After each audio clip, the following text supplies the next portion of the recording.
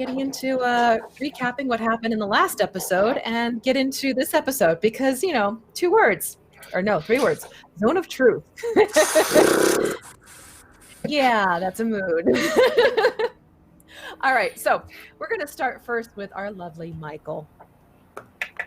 Hi, my name is Michael Sinclair II. I go by Michael Crits everywhere.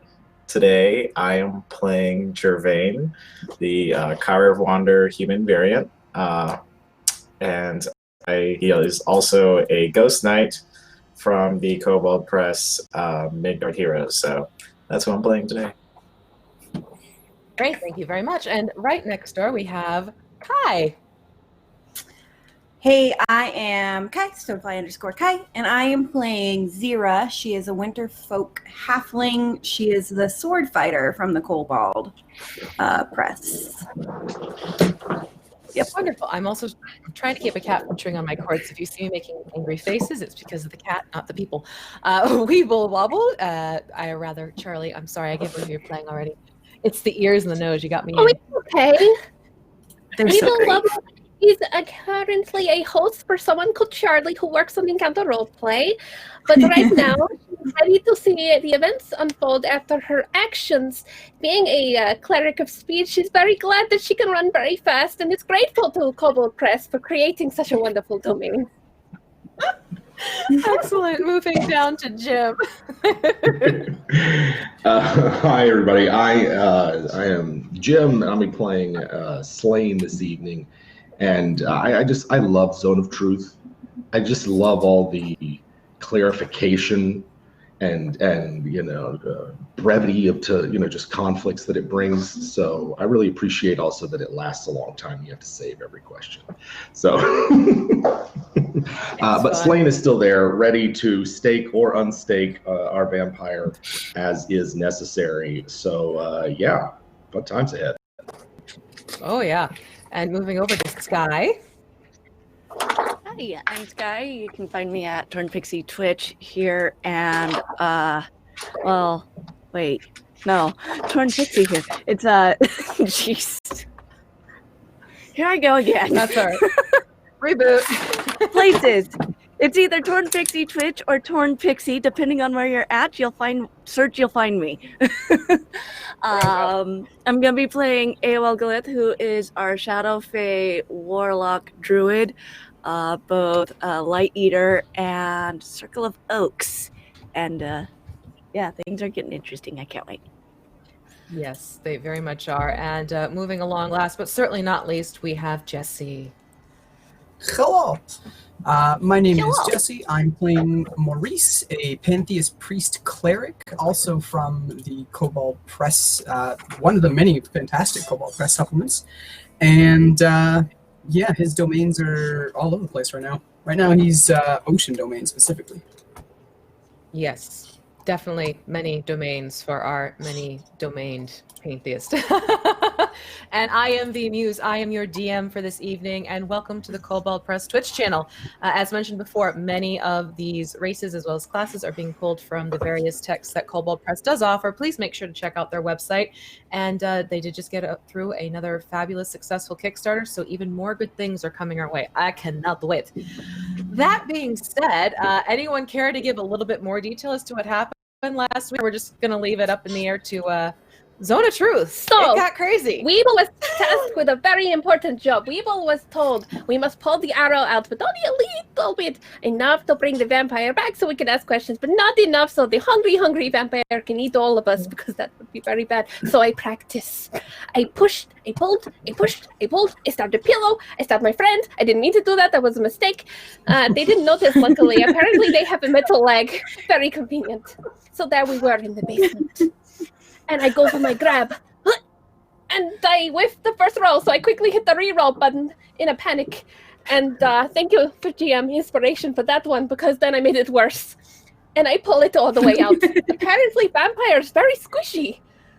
Luckily, my very good friend Slain was there and pushed it back in. And then we went for attempt number 2, which worked out much better, with the vampire properly hooked up to the wall by chains and manacles.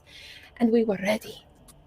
And so I thought, vampires are tricksy creatures. We should have some truth in our situation, make sure that our questioning is effective.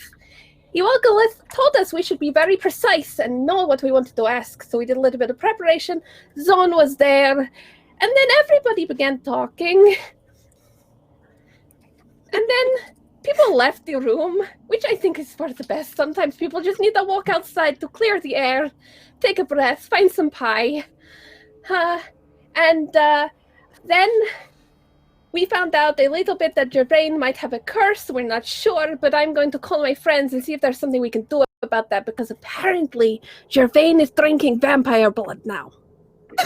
And apparently Gervain got the vampire blood from Maurice. So that is pretty much what happened. See, yeah, we became a soap opera last week. It was basically what happened. For those of you who weren't here, these are the days of or the nights of our Margreaves. I mean, it's going to be interesting. So we have some issues to work out. Yes, absolutely. And so yeah, you definitely get your extra 3 temporary HP there. Weeble wobble, and we're going to pick up with Gervain. You are standing outside of the jail cell room. You're basically in the main room where you entered into the home, and you hear the door open and shut, and the familiar soft footfalls of Zira as she starts to come into the room behind you, following suit. I definitely don't mean to correct you, oh mighty DM, but the door slams behind me. Oh, and I stomp up. Beautiful. And I stomp to Gervain. Do it. So, yeah. The floor is yours, quite frankly. I want to see it. Do you have anything to say? Because if you're asking me, that's a pretty shitty move, Gervain. Yeah.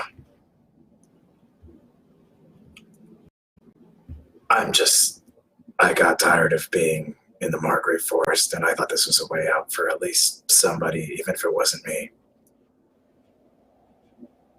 That's what we I already have to discussed say. how we were getting out of the Margreave. All right. Well, I'm not the one who usually. I normally don't get scared, but when I saw Shreg and Gypsophilia taken, I took Maurice's offer. And I was upset. I didn't know what to do. So I tried seeing what would happen if I got a little bit stronger, even if it was at a price.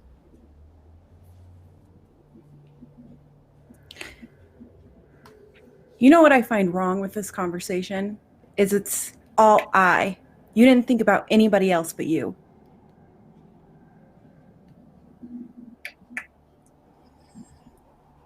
Yeah. You're right.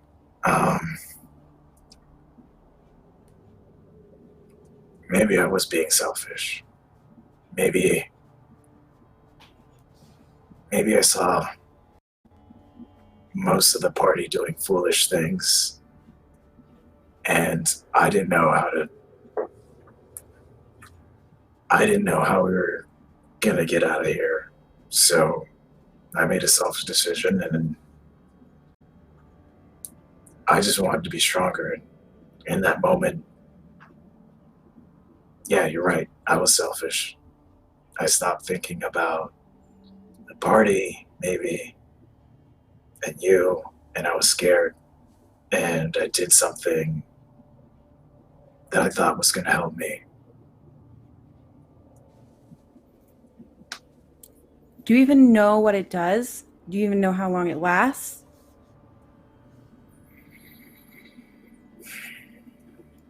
No. I just thought it'd last long enough for me to help out. I don't know, fine shrug.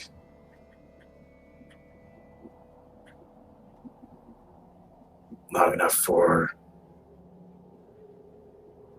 someone to escape the Margreave.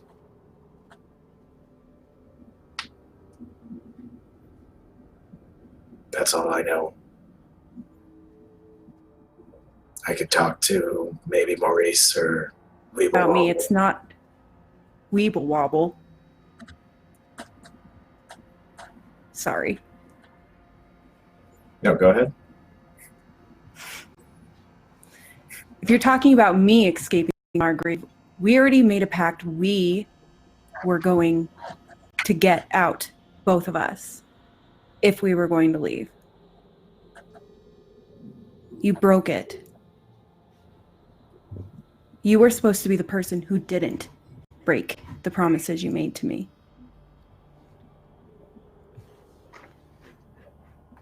I'm sorry. There's a way that I can make that up to you. I'll try and figure it out, but I understand the pain I caused, and I'm sorry I was selfish.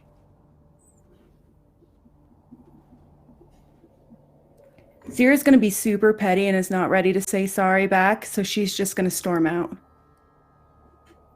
Fair enough. So, which direction is she storming? Outside to her griffin. All right, so Zira, you shoot him one last scathing look, I have a feeling it's going to be. And Gervain, this is a look that shoots right into your mind and one that's going to stay with you for a while. Yep. As she leaves the room and the second door slams, you hear the belongings hanging on the various walls jittering and jingling around a little bit from the strength of the force of the door closing shut. And Zira, you go outside and your griffin is there waiting for you. And it sort of cocks its head, taking you in. You haven't been together long, but already it's picking up on your change in mood. Let's put it that way.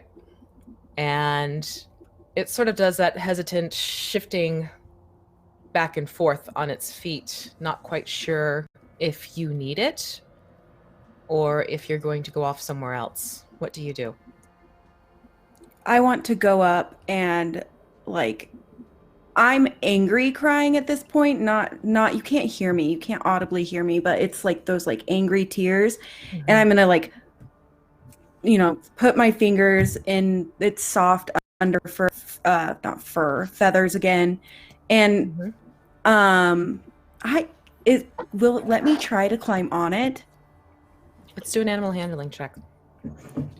Ooh. Since this is a newer bond, let's check and see how things are going, especially because you're in a different mental state at this point. 12. A 12. All right, so I'm gonna roll on mine too.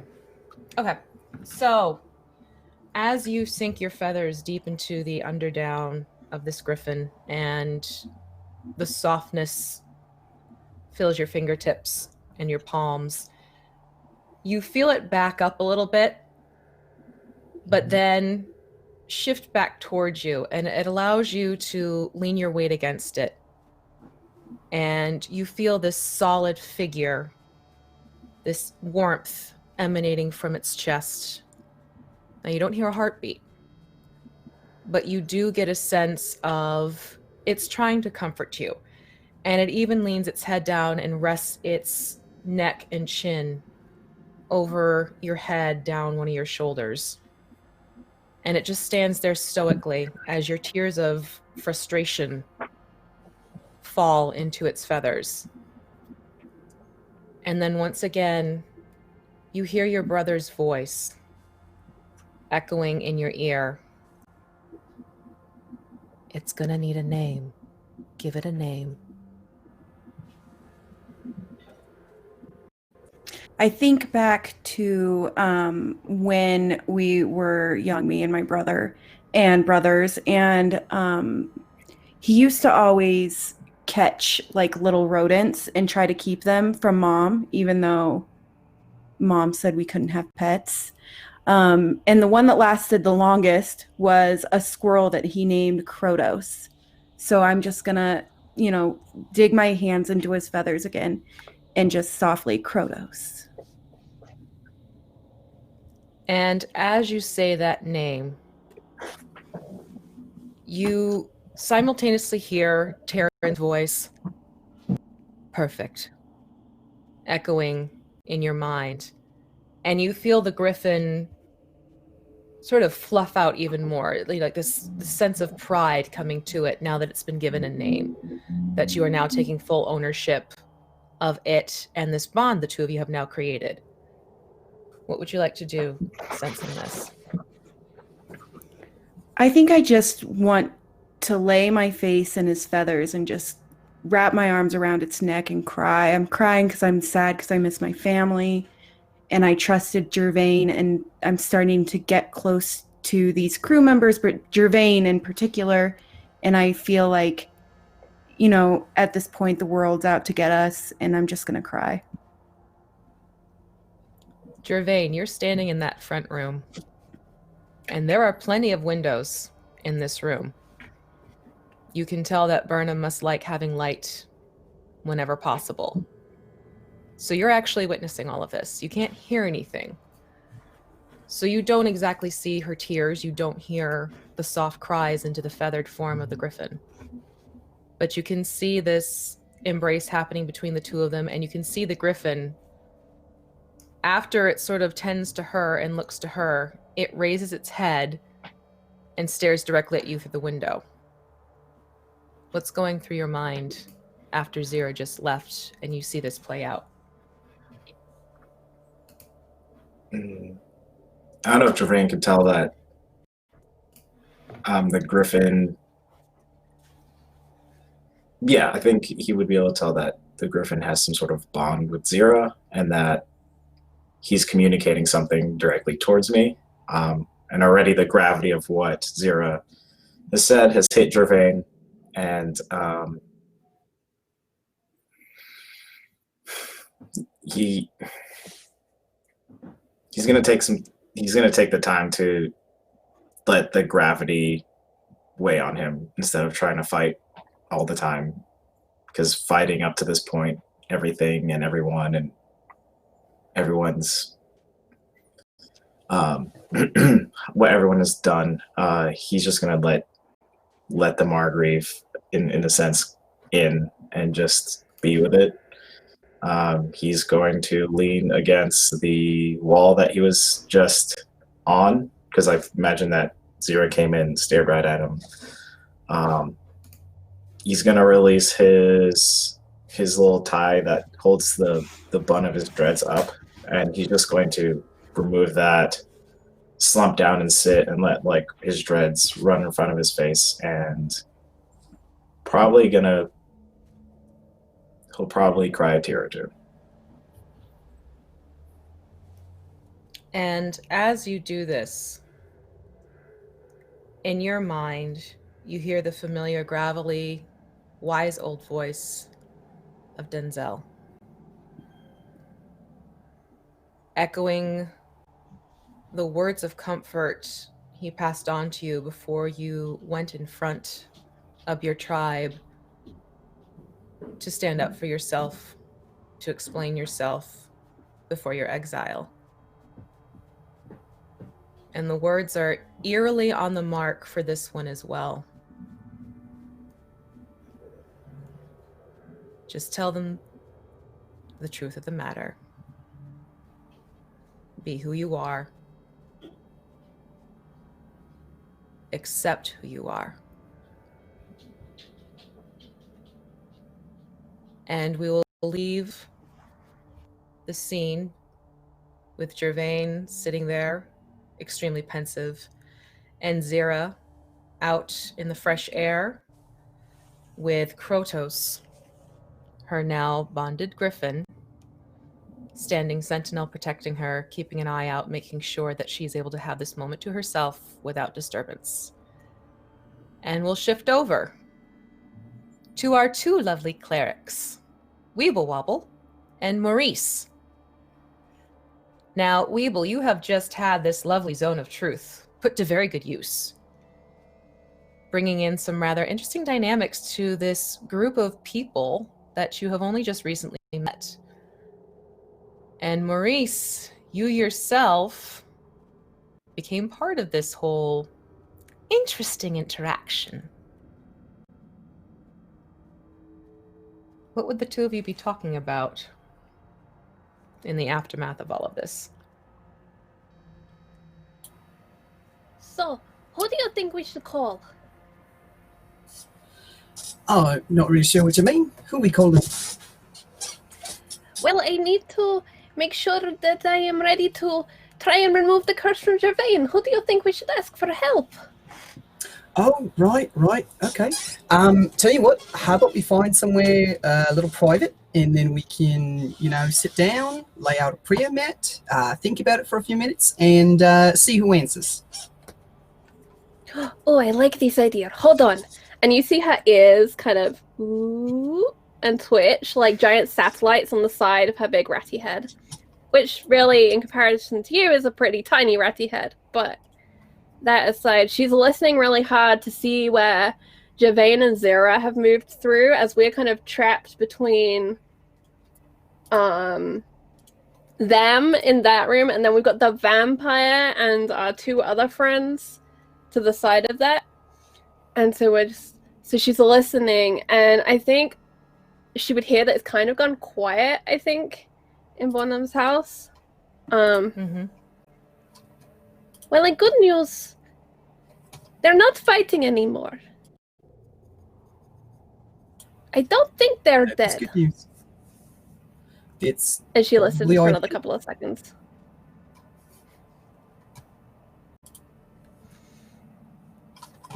I think if we just walk really quickly and with purpose, no one will stop us. That's what I normally do. Sure, yeah. Might be a bit more difficult given my particular stature, but I'm willing to give it a try. All right, Okay, so the two of you once are we going to try help and you quickly. zoom out. And she like raises her little paws, about to cast haste on Maurice.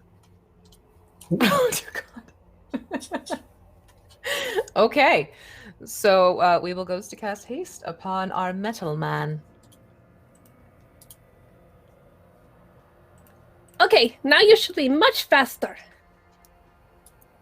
And she kind of, in her mystical hand waving, pulls a little tin of sweets out of her pocket and pops one in her mouth. It's bright blue, and it's the kind that's going to probably stain her tongue blue as well. These always make me feel so much quicker. Understandable. All Oh, right, here. so And she like spits it out and holds it to you. Would you like one? This is my last blue one, but I don't mind sharing.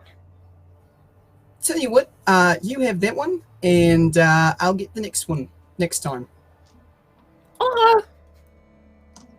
And she'll open up the door, she'll peer, make sure the route is kind of clear, and then she's going to try and beeline with her best weeble wobble hustle for the door to go out so that we can find a space to do what we need to do. okay, then I'm going to let you choose athletics or acrobatics to get through this. Oh, this is a very good question. Let me have a look really quickly. I would like to do acrobatics, please. Okay, and Maurice, I would what like about to you? parkour my little ratty butt across the room. Maurice, what are you going to roll?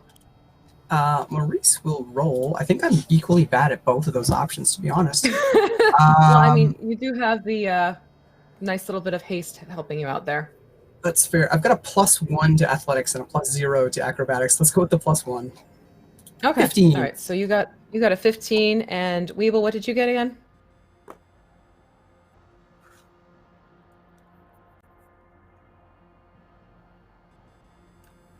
Uh-oh. I got 7. A 7?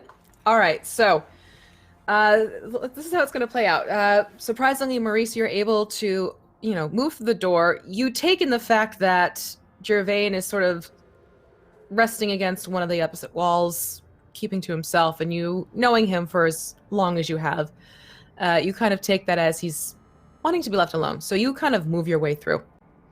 Weeble Wobble, you actually get slightly distracted by seeing Gervain there, and you find yourself torn in terms of wanting to help him right away, or actually getting out to see if you can help him in a better way. So you sort of trip over your tail in process and do like this quick little oops-a-daisy move and sort of look over to Gervain, give him a quick little hee-hee, wiggle of the hands, and you're able to leave, just not quite as quietly and quickly as you had hoped. But the two of you, as you get outside, again, you also take in the fact that you see Zira off to the side with this new griffin of hers, but she's not really paying attention to anyone or anything at this point. The griffin does turn its head towards you after having it been aimed towards the window area, and it just looks at the both of you, and you get this sense of, if it could talk to you, it would say, keep moving. So what do the two of you do at this point, now that you're standing on the front porch of Burnham's home? Should we go in? You just left Burnham's home. If you go back in, you're in the same room as Gervain. Where would you like to go? I was turned around. I thought we started this in the longhouse of the interrogation, but I forgot we left towards the end. No. And, yeah. Nope. This ought to do. Unless you'd rather go up to the shrine up on the hill, point up towards Holdus I Shrine. haven't seen the shrine yet. I'd very much like to see it. Super nice. All right. You lead the way. The trees are tricksy here. All right. aboard. So yeah, there's a direct path up to the shrine because the longhouse, the back of it has that path that's set up for Gypsophilia, and Burnham's home is sort of off to the left side area. So you're able to take the path directly up to the shrine. And you do see that Faye is actually at the shrine itself. She's been sitting vigil yet again. So she looks up at the two of you as you come to the shrine, and she's, rather startled, having been pensive and praying to Holda. I'm sorry, do you need something from me? Not at all. Actually, a little bit the opposite. If you could maybe give us a few minutes of privacy, that would be great. We're just here to do some talking to ourselves and our gods, and We are in the middle of an interrogation, and we need some help with a little problem that came up. But don't worry, everything is going to turn out great. Okay, you're lucky. So she sort of startles back slightly and gets up onto her hooves and brushes off the snow that's collected on the back of her shawl and sweeps her hair back and tucks it behind her ears. And she kind of looks to you, Maurice, and then she looks down to you, Weeble Wobble, and looks back up to you, and her antlers tipping in this motion. And she finally just sort of cocks her head, slightly confused. Well, all right. I mean, after all, Holda has taken you into her service as well, so I see no reason why your prayers cannot take the place of mine. I'll be back in a little while. Just if I'm not back by the time you leave, just make sure that the flame is all right. If it doesn't look good, then please come find me. And she'll try to get some rest. Make sure you have some food. Hydrate yourself, because it looks like you've been up all night. And you aren't wrong with that, Maurice. She has been up all night. She has been trying to take care of everyone except herself. And you see her sort of get this guilty smile across her face. I will take that into consideration. Thank you, Maurice. Your hair looks really pretty like that, by the way. And she sort of pats it, feeling where the snow has covered it. Thank you. And if you're going back to the longhouse, you should avoid the mirror on the second floor. I've heard it can be very rude about people's appearances. Okay. She actually like leans down. I'm sorry, did you say a talking mirror? Yes, apparently it has been conversing with Mama. I have yet to go make a formal introduction, but I intend to once we are finished with our friend in the house down the road. There is so much in this part of the conversation that I don't need to know more about or don't want to know more about. I will leave you Faye, to... just remember, it's not your prayers or our prayers. It can be both. And they will hear you down in the house in your bed, as well as they can hear you here. Thank you, little one. It's I'm appreciated. not one to talk, but gods have very big ears. She's lying. She's absolutely one for talking. And Faye just sort of points to Maurice with this grin. Until later. And she turns her back to the two of you, and you see her walking down the path, and within just a few minutes, the shrine is yours because of the steepness of the hill. Sounds good. As soon as she leaves, Maurice is gonna kind of start laying out his prayer mat. And if it's okay with you, DM, I rolled a d12, and he would like to pray to someone in his pantheon. Not a full transformation, but just a kind of temporary one while communing. I did All right. roll, and it is a d8. Or sorry, a d12, and the result was an 8. All right. So then Cool. you're going to roll your d12 for your 6. And Weeble, why don't you roll your d4? Okay. 2. 2. All right. So your 8, Maurice. Who is it that you're tapping into in your prayers? So with a roll of an 8. Oh, actually, I think I hear a very small child. I am so sorry. Hang on 1 second. Yep. Weeble So Wobble gets Weeble. very excited by the flame, and Hippity hops across the snow, leaving little paw prints as she goes, and she peers deep into the fire. And she says, "Hello, friends. It's Weeble Wobble. I know I only called yesterday, but I need a little help. You see, our friend has some vampire blood, and whilst it's very entertaining to see the chaos this is causing, I think I need to remove the curse. Otherwise, our plans aren't going to work. Okay? Hello?" All right. As And she you're closes her saying eyes, this, clutches up the stone. all right, and as you're saying this, you said your eyes are closed? Yeah, but she does that thing like that children do, where they close Oh, their like eyes little, and then like she the half peeky, opens peeky. one to Okay. like peek. So as you do this, you see this flame on top of the altar, and you're not really familiar with this altar itself. It hasn't been explained to you so much. At most, you do know that they honor and worship Holda here in the Grove of Eternal Autumn. So you see the flame flicker a little bit, but it doesn't seem anything serious. It doesn't look like it's about to go out. But you do hear a voice. Hello? Hello? You say friend. Hello. Yes. Oh, I haven't Are you heard your friend of voice in a Shrek? long time. I know the friends of Shrek. But do you know Shreg? No, not yet. Shreg is one of mine as well. Oh. They are of great concern to me. Oh, They were hold given on, I will something take to a assist. message. Pulls out tiny little notepad. Okay, go. I was gonna say you're actually gonna take notes. So you get your little notepad out ready to go. Let the friends of Shreg know that Rava is doing what she can. But I worry for Shreg. They were given no. something to help them. Something they may need. Where Okay. has he gone? Do you know? Where have they gone? Oh, the last I heard, Baba Yaga, I'm sorry, slightly different pronunciation around here. Baba Yaga had taken them away to protect them and a wonderful lady known as Gypsophilia. And you'll hear this sharp intake of breath, this startled gasp. Then things have gone faster than I had hoped. Yes, I'm Weeble, getting you need that a to let lot them- around here. You need to let them know that they need to solve this soon. Okay. Soon, fast, Shrek thing. Can you tell me what this thing that Shrek has is? Because I tell someone they have a special something, they get very creative in their thoughts about what that special something might be.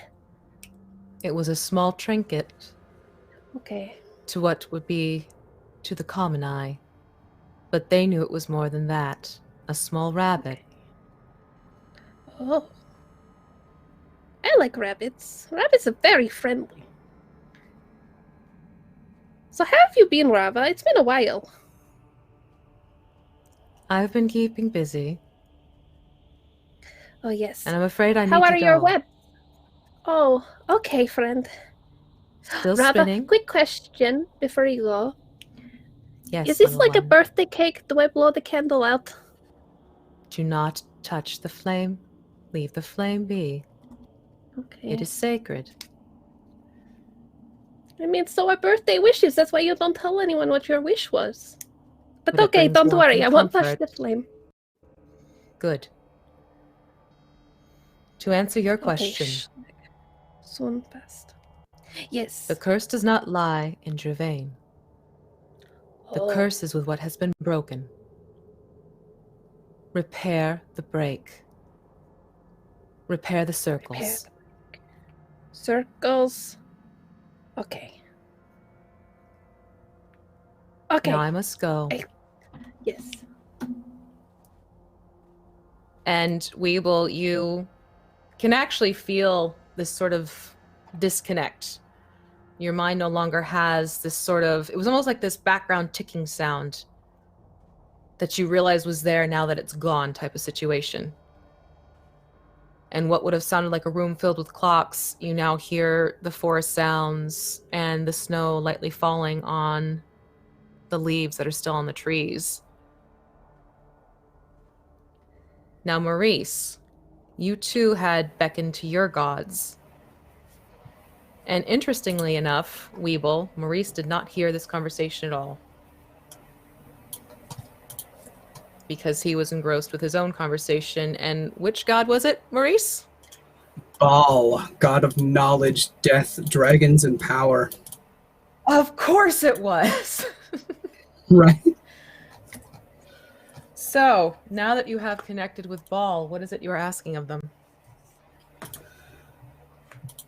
My most esteemed deity, I am very sorry to impose upon you in an hour when it is not the time which you have chosen to give me your power. And yet, I find myself in deep need of your assistance and your guidance, and of course, your power. As always, I count myself fortuitous to have been chosen to be a vessel thereof, and I can only hope that you choose to continue to provide me with that information. Right now, I find myself at an impasse. I am surrounded with those who seek only to do what is best, and of course, that is good. But there is much blood that must be shed. What must I do? Do I walk the path I know, or do I take the directions that they would use? And the wind sort of whips around you, Maurice. And you can tell that this is a big ask, knowing that you have recently switched over. But finally you hear a deep sigh. You disturb me when the time is not right. You ask of me many, many things. You wish for knowledge from me, for information from me. When you are in a place that does not function as I do, the path you should take, I cannot tell you. All I can tell you is that rely on the knowledge of those around you. They are the ones who would better answer your questions than I. Do not do this again. Or next time I may not be so kind as to even respond to you. I know your ways. I know you have many. Tread carefully, Maurice. Do not anger your gods or the people around you. I thank you for your patience and your understanding, Almighty Baal. I will do as you say, and I will adhere to your commandments and your requirements. I consider myself blessed to be among your chosen. Until next time. And as you close your prayer up, Maurice, you feel the wind whip directly into your face, and you actually feel the sting of a few snowflakes rake across the metal of your face. And it actually leaves a slight abrasion on the metal itself. Baal's reminder that you need to be careful when you call upon your gods and ask for more than you ought to. So, Maurice will you've each had time. take up. Oh, I'm sorry. No, you've each had time to talk to your gods. So what would the two of you like to do now? Maurice will take a moment. He doesn't need to breathe anymore, but every once in a while the gesture is comforting. So his bulk just kind of shifts upwards and then sinks down as if he were taking a deep breath. So, how was it for you? Oh, it was very enlightening, and Weeble Wobble is running little circles around the flame. What kind of circle could it be? A circle like a cheese wheel. No, that is too simple, and that is too stomach central. Circle like a pie. We do like pie around here. Okay, enough food, enough food. Circles, like a circle of life, like the circle of seasons. I'm sorry, Hey, you're saying the hey. word circle a lot, and you're not really explaining it. What's going on with sorry. the whole... Yeah. I forget you're not in my head. Okay, so I talked to my friend, and my friend said a couple of things, that we have to go fast, but that's okay, because I'm good at that bit. And we have to get this done soon. And that the answers are all about the circle and the break in the circle. We have to fix that, and that's how we're going to fix your vein, and everything else, I think, maybe. Fix your vein, fix the circle. No, other way around. Fix the circle, fix your vein. Okay, I think so. I think we can do that. Do you know do you any have any circles? idea- I know a lot of circles. They say anything same. else? Oh, Rava also gave me a message for Shrek. What? Wait, So, wait. Shrek? Yes. Rava. Like Shrek's apparently- machine gun.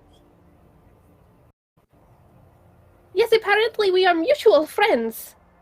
But Rava is very connected. A very elaborate network she weaves. I see. Okay, and what did Rava had to say for Shrek? Rava is very concerned that Shrek is absent when Shrek should be doing something important, and that Shrek has something with them that is special. I think the rest of it was maybe a little bit private, but we'll see if it comes up. Circle. Shrek used to carry something with them. It wasn't exactly a circle, but it was round. I wonder if that was it. A little, No, I call it a dodecahedron. A little bowl about the size of their hands. like a gumdrop? No. Well, I mean, maybe. If you Like think an a gumdrop apple. is... Like this? No, it's closer in size. Okay. Everything else still not quite. Metallic, some kind of conduit or connection to Rava, as far as I understand. Dodecahedron does sound very technical. Yeah, But I would don't say think that is probably what the polar Rava was opposite of talking circle. about. Okay. The thing that Shrek has is very different from that. I think. Okay. I'm afraid I Unless- don't know, but Slane might. Oh would go yes, ahead. Slane is very wise and knows lots of things. I have learned this Okay. short time we have conversed. Yeah, I mean, at least when it comes to things about these forests, which I don't know anything about, it seems like Slane knows a lot. But before we go, there's one thing I'd like to ask, and then Maurice is going to kind of plod his way up very, very closely to Weeble Wobble and lean over her so that his giant bulk is casting a very, very large shadow, and he's smiling very, very friendly. I need you to promise you're never going to cast a spell on me again, or there might be some trouble. You didn't like going fast? No, going fast was great. I meant the zone of truth. There's things that aren't meant to be known just yet by anybody. And having those things come out, not exactly something I'm comfortable with. And I don't like being uncomfortable. And the smile gets a little bit I- wider. And he leans a little bit closer. Well, the thing is, I didn't cast it on you.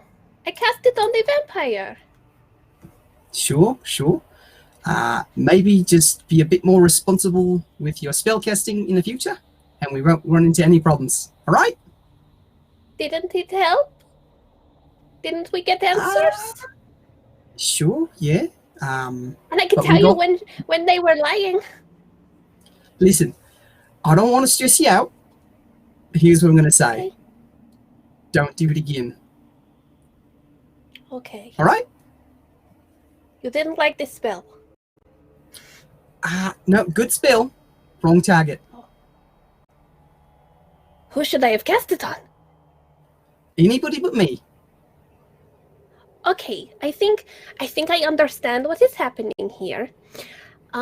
So I think the zone was a little wider than maybe you are all expecting, and you are very tall, if you don't mind me mentioning it. Could you back up a little bit? My neck is starting to hurt. Okay, little bit. Yes, that's good, that's good. Okay, now we're back at a reasonable. Thank you. Very considerate of you. So really, the next time you see me casting it, if you say I can cast it again, just stand back a little bit. And, you know, the thing about it, just don't talk if there's something you don't want to talk about. It's very simple, really.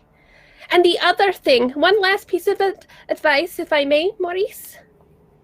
Of course. Shimmy Shake always told me, never do something you're too ashamed to admit you did. Well, see, there's a difference between shame, fear, and secrecy. There's a very fine line between all of those things. And I'll be honest with you, not always sure which line it is that I'm walking, but it's always a very fine one. And I appreciate not getting pushed off of it, is all. Okay, no pushing, I understand. Dear Tide Maurice, got it. I will warn you if you are ever going to be in a magical splash zone. Excellent. I'll do the same. I like this. I've never had a magical buddy. I mean, apart from Shimmy Shake. But Shimmy Shake would never warn me because you must learn by doing and diving into the puddle of the nevermind. See, and I've never had somebody who talks to the gods the way I do, so I really like that, and I think that maybe we could be friends, but I just need to know that I can trust you to trust me enough not to do that again. Well, in order for trust, that means that we must have a mutual respect, and I must trust that you're not hiding something bad from me that would hurt Weeble Wobble. And you must trust that Weeble Wobble is not hiding anything from you. So, hold on, there is a trust exercise we can do. And she quickly starts pulling off all of her scarves. All of them, just shutting them down. Okay, so here I stand. Weeble Wobble before you. I have no secrets. Okay, I have a couple of secrets. The first secret is about what Rava has given to Shrek. But you must know the specific details that I know about that thing will not hurt you. Okay. The second secret I have is I know something about Mama that Mama doesn't want you to know, but that you know, really the big secret that I mentioned, you already know it. So don't worry too much. The third secret Weeble Wobble has is that Weeble Wobble likes to pee in the rain. Who doesn't? Anyone who says they doesn't are lying, right? Exactly. Well, I thank you for sharing these secrets with me. I haven't got any scarves. I can do this. And Maurice will like open up his chest and show off, his inner components. I've only really got one secret, and I don't think I've told it to anybody before. So, here goes. And Maurice is gonna like put both of his giant hands on Weeble's little tiny shoulders. I'm not really super sure who I am anymore, but I know what I'm supposed to do. And sometimes that's enough.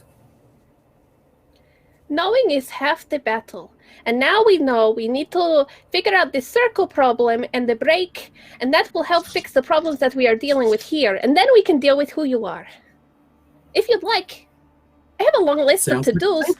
I have messages to deliver, but I can put you on here. Who is Maurice? How are we spelling this? With an M? Okay.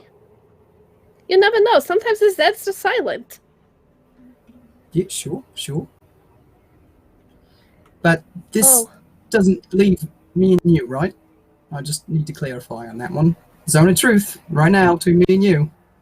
Kind of thing. Oh no, I would never tell anyone your secret. Even in a zone of truth, because I know if you have something to keep quiet, you keep your mouth shut. Really tight like this. I like that, King. Okay, I need to get dressed now. It's very cold out here. I can imagine. I'll turn around, give you some privacy, and when you're ready, let's meet up and go find the others. Don't worry, I have no shame about my naked furry body. Oh, okay. Well, in that case, can Reese like root around to try to find like a superfluous gear or like one that's non-essential, non-critical at least? Yeah. Why don't you? How are we gonna handle that? That's a good question. I like it. Right? Let me see here. I guess let's or I'm gonna say medicine, but let's say medicine with a mechanical intention. Seems appropriate. I'm on board.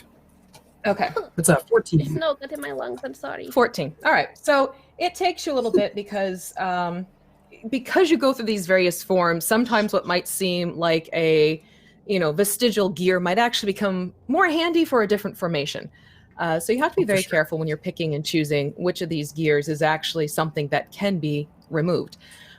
So you finally realize that there is this latent gear that just sort of seems to hang out in the back side of your left arm. It doesn't seem to have a function anymore. It's just something that sort of almost seems to have strayed there between your various forms. It's about the size of a man's thumbnail. So you could see yourself very easily just being able to lift a panel and remove that and get it out of the way. As carefully as I can, while Weeble is re-scarving, Maurice will remove that gear and what do I have on me? I don't really have anything useful to it, but Weeble's re-scarving anyway, so Maurice will just kind of offer her the gear. Here you go. This is a little piece of, me. And I guess what I'm saying is take this to remember what we talked about today. That I carry a little piece of you because you don't know who you are, and that's a secret that we are sharing. Oh, it is like my birthday. And she looks back at the flame. Oh, no, let's make it like Wintermas. Hold on. And she kind of rearranges her scarves and she goes, here you go. Keep you warm.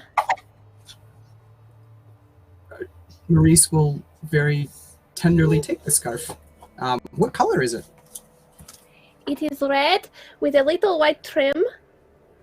Like this. Little knitted thing. Okay.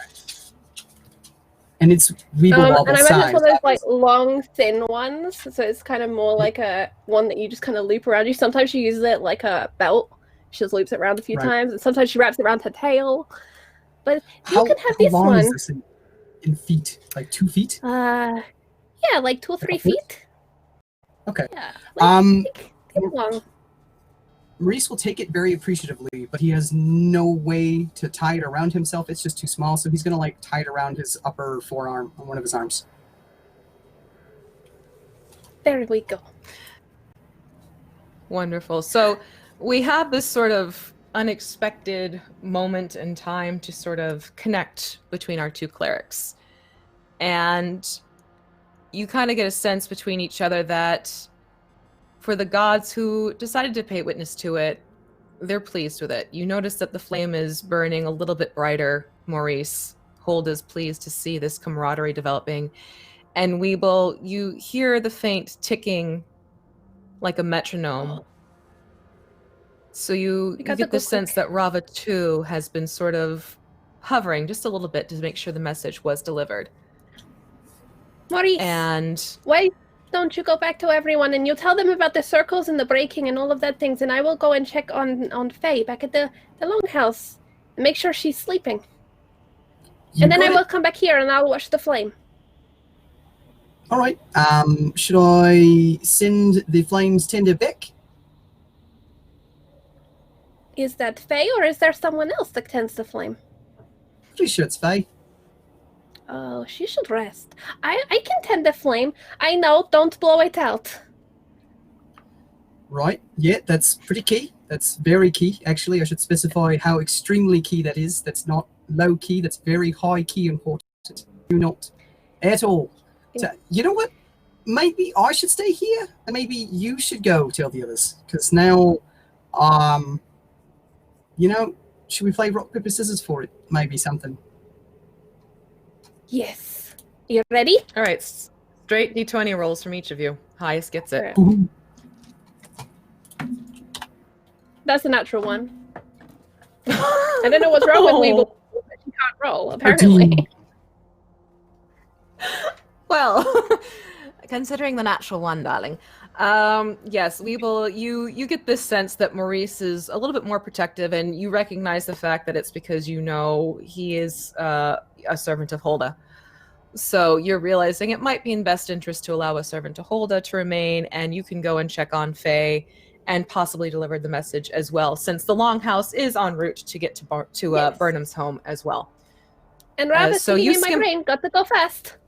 Yep. So you scamper off. Maurice, you stay at the top of the shrine, again, sort of honoring Holda and keeping vigil at the flame itself.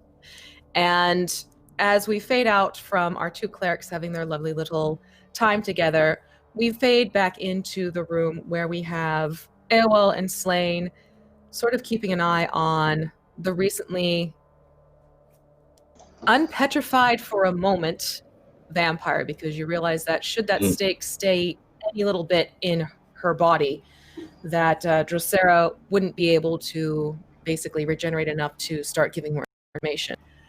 So right now you are both standing for her body, I believe is how we left the two of you, waiting to see if she comes to enough and then stake her enough, I believe was. Erring on the side of over, too much stake as opposed to too little.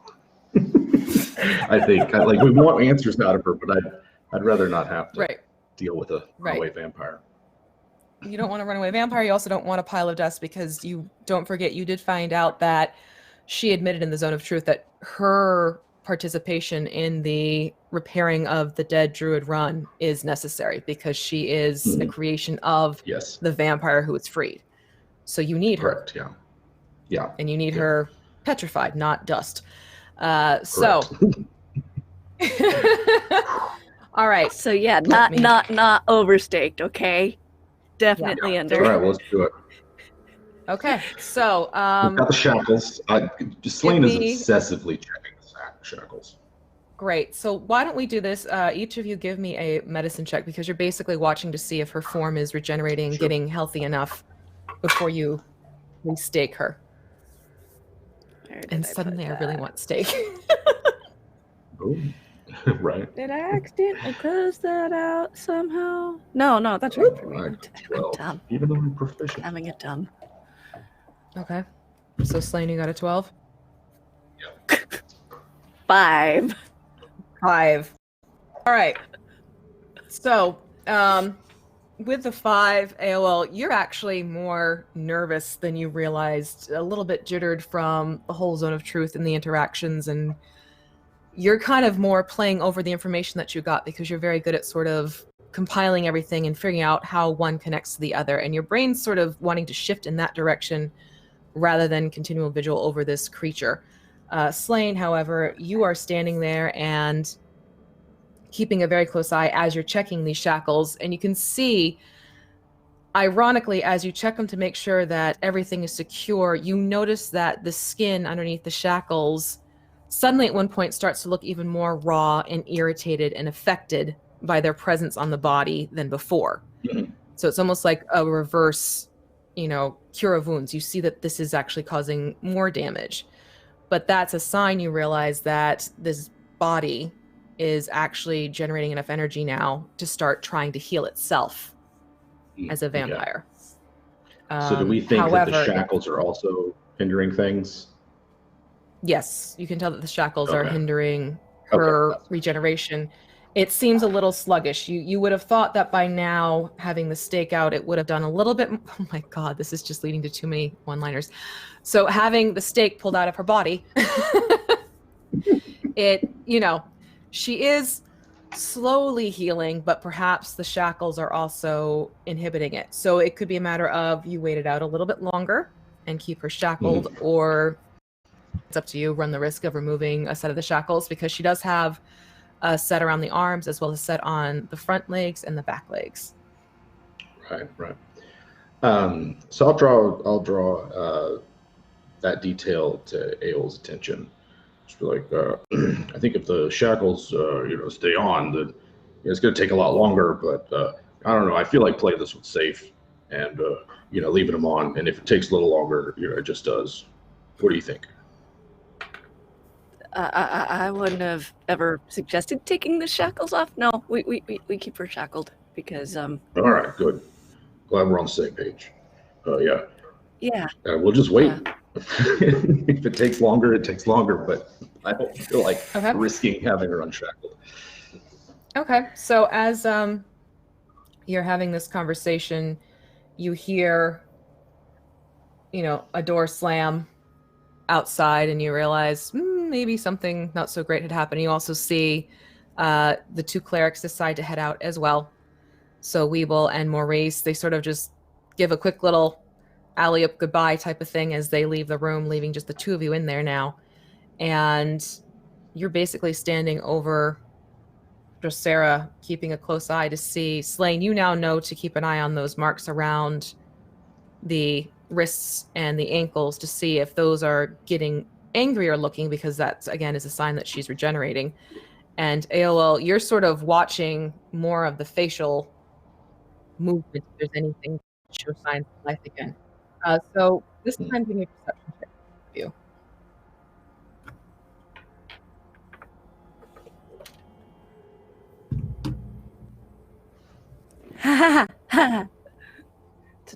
It's a nat 20. Ooh, I love it. Slain? I guess faces are easy. Ooh, 18. Oh, perfect. Okay, 18. So between your 20 and your 18, both highly respectable, you notice suddenly, AOL, this sort of twitch at the side of her mouth, and it reminds you very much of how someone who's pretending to sleep, but in her case, pretending not to be conscious again. Slain, you see on one of the back ankles this rawness increasing from the silver being against it, and you see a slight quiver to the hind leg, moving slightly from discomfort, even though the rest of her body seems to be motionless.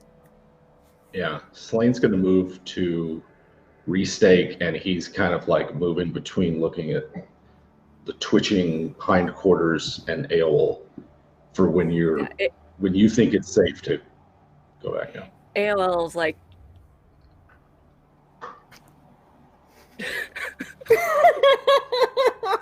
I love it. She puts a finger up to her mouth to stay silent and does a staking motion.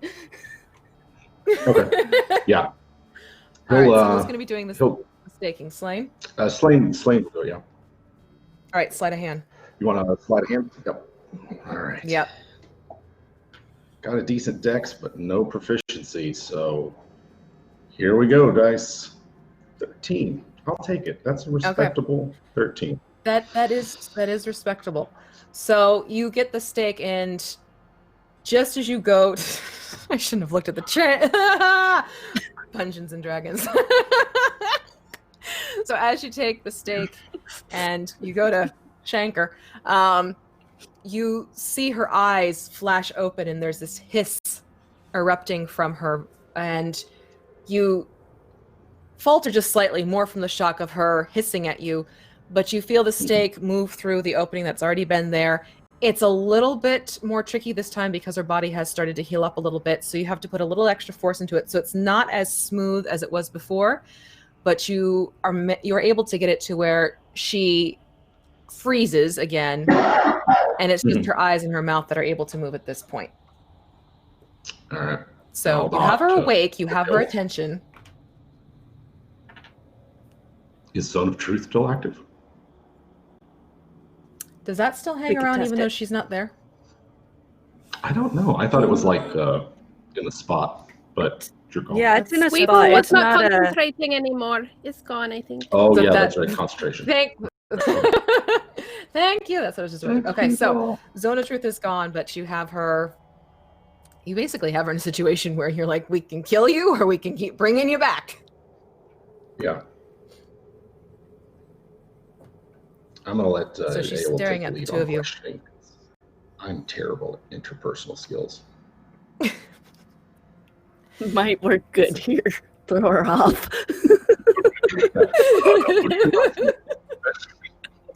No, yeah, he's gonna, he's not letting his hand off the stake. He's letting her know that cooperation is how she has any kind of agency in this.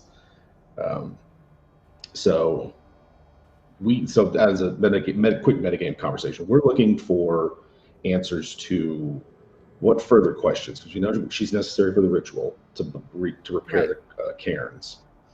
Yes. And are we looking for just like a why? Why does she do it kind of thing?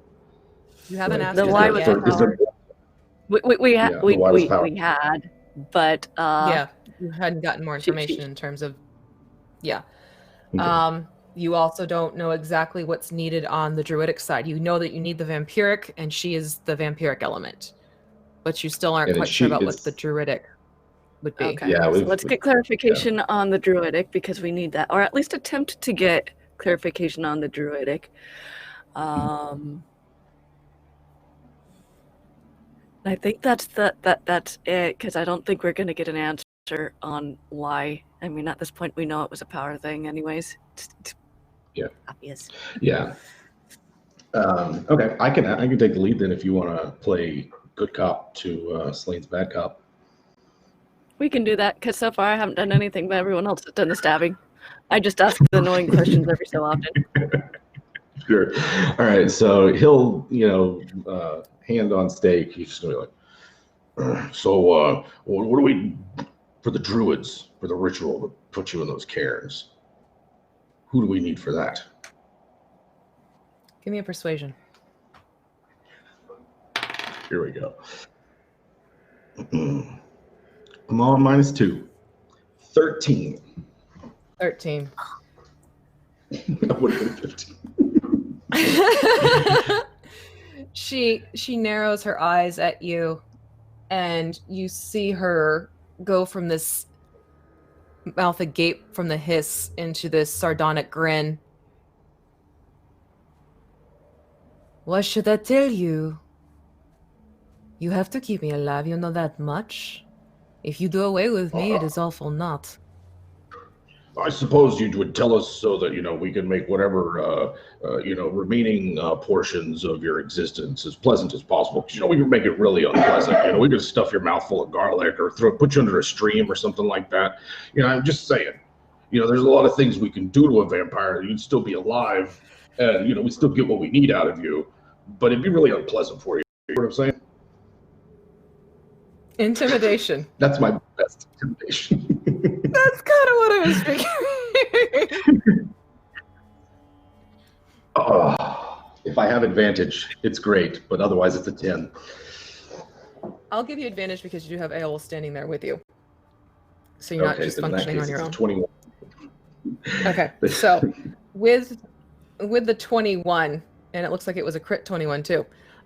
So with this 21, you see this reluctance and even this fleck of fear pass in her eyes, because she's realizing this isn't exactly comfortable, even though she might be taunting you. It's not exactly a way one would want to exist, be it dead or alive or undead in her case. All right, fine. You win. I'll answer anything you want to know. How do we undo what you did?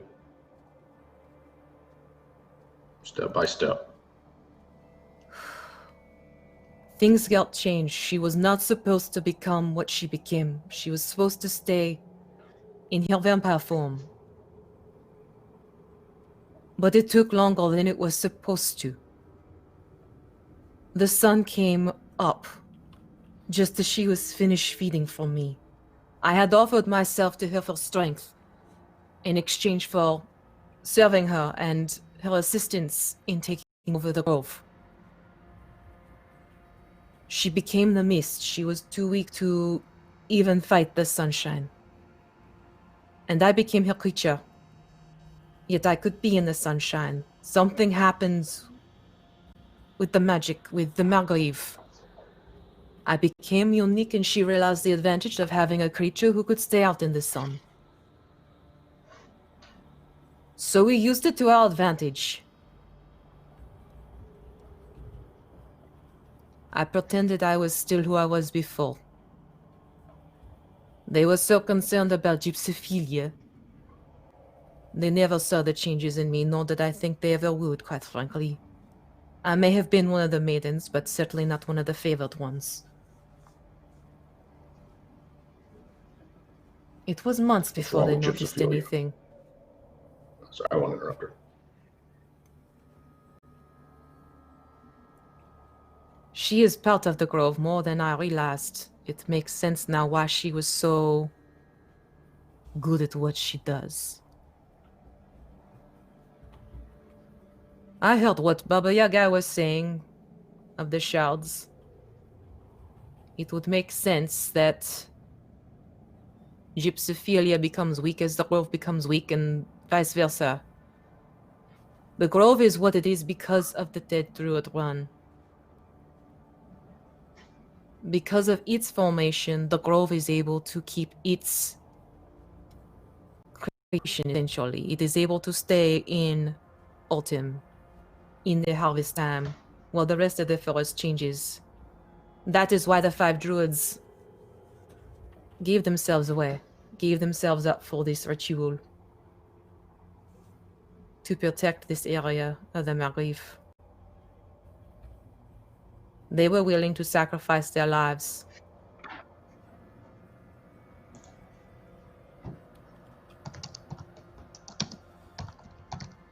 So then it needs to be an actual druid then. It can't be something made by a druid. Yeah. Well, Not necessarily, because I am a creation. I am not a vampire lord or lady. I am not nearly powerful or old enough for it.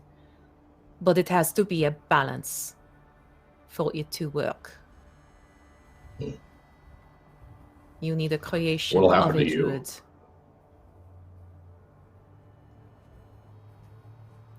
I will exist in a trap.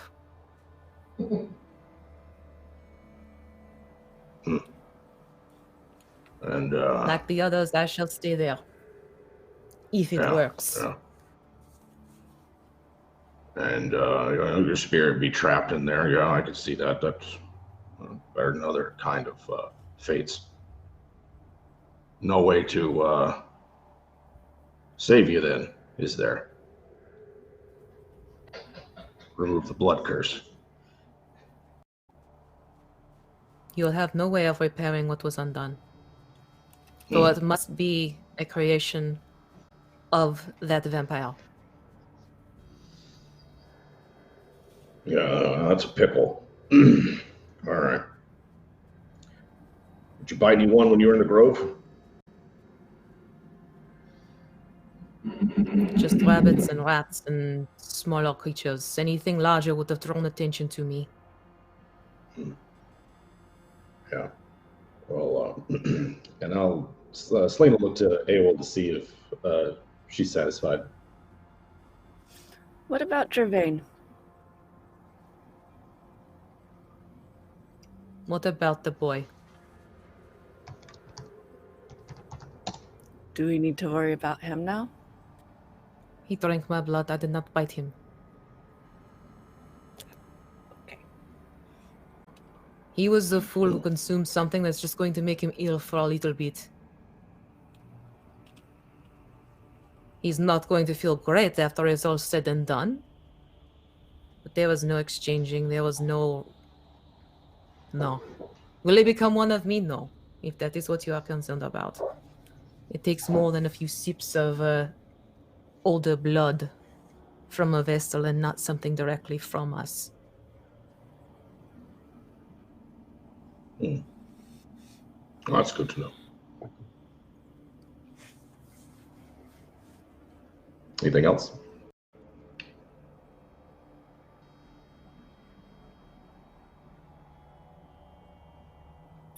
Slane's satisfied. He's going to wait for Abel's go ahead. I know ultimately you may have no choice in the matter, but is this something you would willingly fix at this point?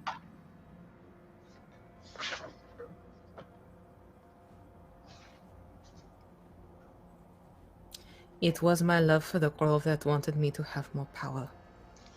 This is not what I wanted to have happen to it.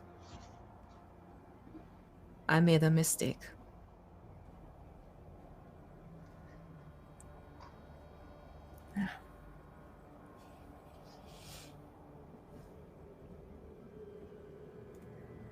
Let's hope the council will second hear you that's- on that. If the council hears me, I am going to be dead anyways. They will not want me to exist. I am unnatural now. You could still We serve can the get grove on life. The grove may not be here in my own life. I meant more by repairing the circle, the cairns. Serve the grove that way.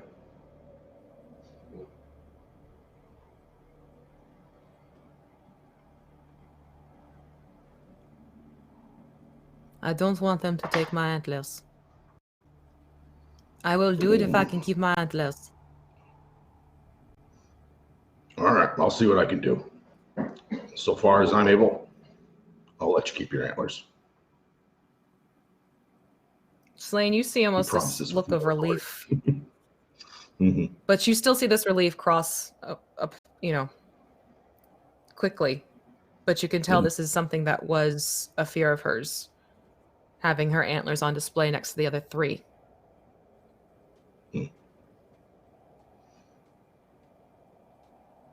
I'll talk to him.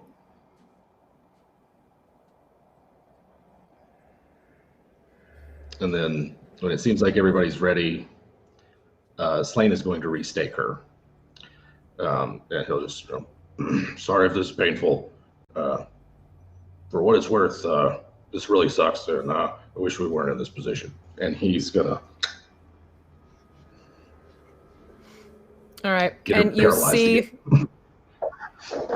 you sort of see this acknowledgement, and then her eyes shut, just as you know you've hit the right mark. So you haven't staked her completely, but she's once again basically cannot move. She's completely paralyzed at this point. Do you keep the shackles on her? I'm gonna let Burnham make that decision. It's his house. He's sort of their, I guess, their jailer. But yeah, I think I'd prefer, Slane would leave him on. Okay. All right. Oh, well, what would you do? Oh, this might be a dumb. I'm gonna wait for Slane to leave. And then I'm gonna take the shackles off because she is out. And because we did make a deal with her, and we gotta show her some measure of trust at some point if she's gonna do this willingly. Good point. Okay, so the shackles are off Drosera, and Gervain is still sitting outside. So we'll switch to having everyone back on screen, because we need to start bringing everyone back together. So Gervain, you see Slane leaving the room and entering where you are mulling over things. And then a few beats later, Aowell also comes out of the room. Slaine, would you have said anything to Gervain? What, was just the two of you in there? Yeah, ask him. You got a second, Gervain? We talked to that Drusera some more. Yeah, it seems I have nothing but time right now. Yeah. Later on, you're going to have an upset stomach, probably. You should be all right, she said, because she didn't bite you, and you didn't bite her. You just drank it. It's not good for you. You really shouldn't do that, man. But you'll be all right afterwards. Just a little ill. Noted. Thank you, Slaine. Yeah, it's okay. It's going to be all right, man. Not mad at you. You got to do what you got to do, but it's vampire blood. Come on, man. He's gonna just pat him on the shoulder, and he figures Gervain's still mad at him. He's gonna leave and go find the others and deliver his news. Okay, so just as Slaine is leaving the front room of Burnham's house, Aowell, you would be coming out of the room in which Drusera is being kept. And again, Gervain, you kind of have like this revolving door thing happening where you're sitting. So Aowell, you would also see Gervain sort of looking out as Slaine is leaving. Would you interact with him, or would you sort of just let him have more of his own moment? I'll let him have a moment, because I think if I talk, I'm gonna say something at this point. not about the whole thing, but about the other thing. Does that make sense? Whatever. There are many things to discuss. There's a circle that needs to happen in terms of having a conversation. Aowell, you then follow suit and go after Slaine. Then, all right. So Slaine and Aowell, if you're leaving Burnham's house, Zira, you would hear the two of them opening the door and coming out. Would you acknowledge them? Yeah, I think that Krotos would probably, the ruffling of his feathers and stuff I'd notice. So I'd wipe my face off and kind of try to look like nothing was wrong, turn around and, join them quietly. Is this the first time we've seen your griffin? Because as far as we know, you just got a statue of a griffin. Yeah, it is. A griffin? He might be a little free. Run! There's a griffin behind you, Zero. Just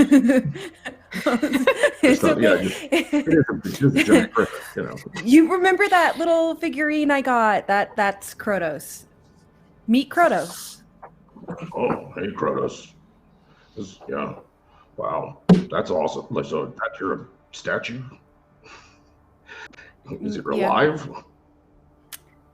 Not necessarily alive, only for a few hours. Oh, okay, you magicked it up. Okay, I got you. Well, I think we talked to Drusera again, and she's willing to cooperate with the ritual, provided she gets to keep her antlers. So I'm gonna go try to talk to the council about that. But I think we should all get together and have a talk just to figure out what we want to do. We got to get this thing fixed soon. I think. Heal the grove. Yep. I want to do anything but stand around. So yes, let's do that. Oh, great! Yeah, I think he's gonna go. Anybody wants to walk or come with him? That's great. Yeah, he's gonna just round everybody up. Maybe we meet at the Shrine Holda. Nice fire. Okay, so if you're rounding everybody up, you still have Gervain in Burnham's house. So do any of you try and... Okay, so Gervain, Aowell comes back for you, kind of catches you up. Would you go along? Yep. I would still have my dreads down in front of my face, kind of in shame, and yep, joining up. All right, so we have 4 of you back together.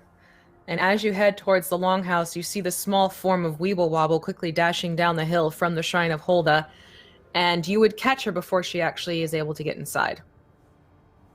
You sort of like are all meeting along the pathways. Oh, you're all here. That is very convenient. I need to tell you something. We need to move very fast. We need to fix the circle. It's very important because it is broken. Jervain isn't cursed. Yeah. Well, might be a little bit cursed, but not enough cursed that I can break it. It's okay. Jervain should be fine. Jervain should be fine. Not even cursed, just sick. Just gonna be a little sick. But yeah, circle. We need to figure out the druid bit.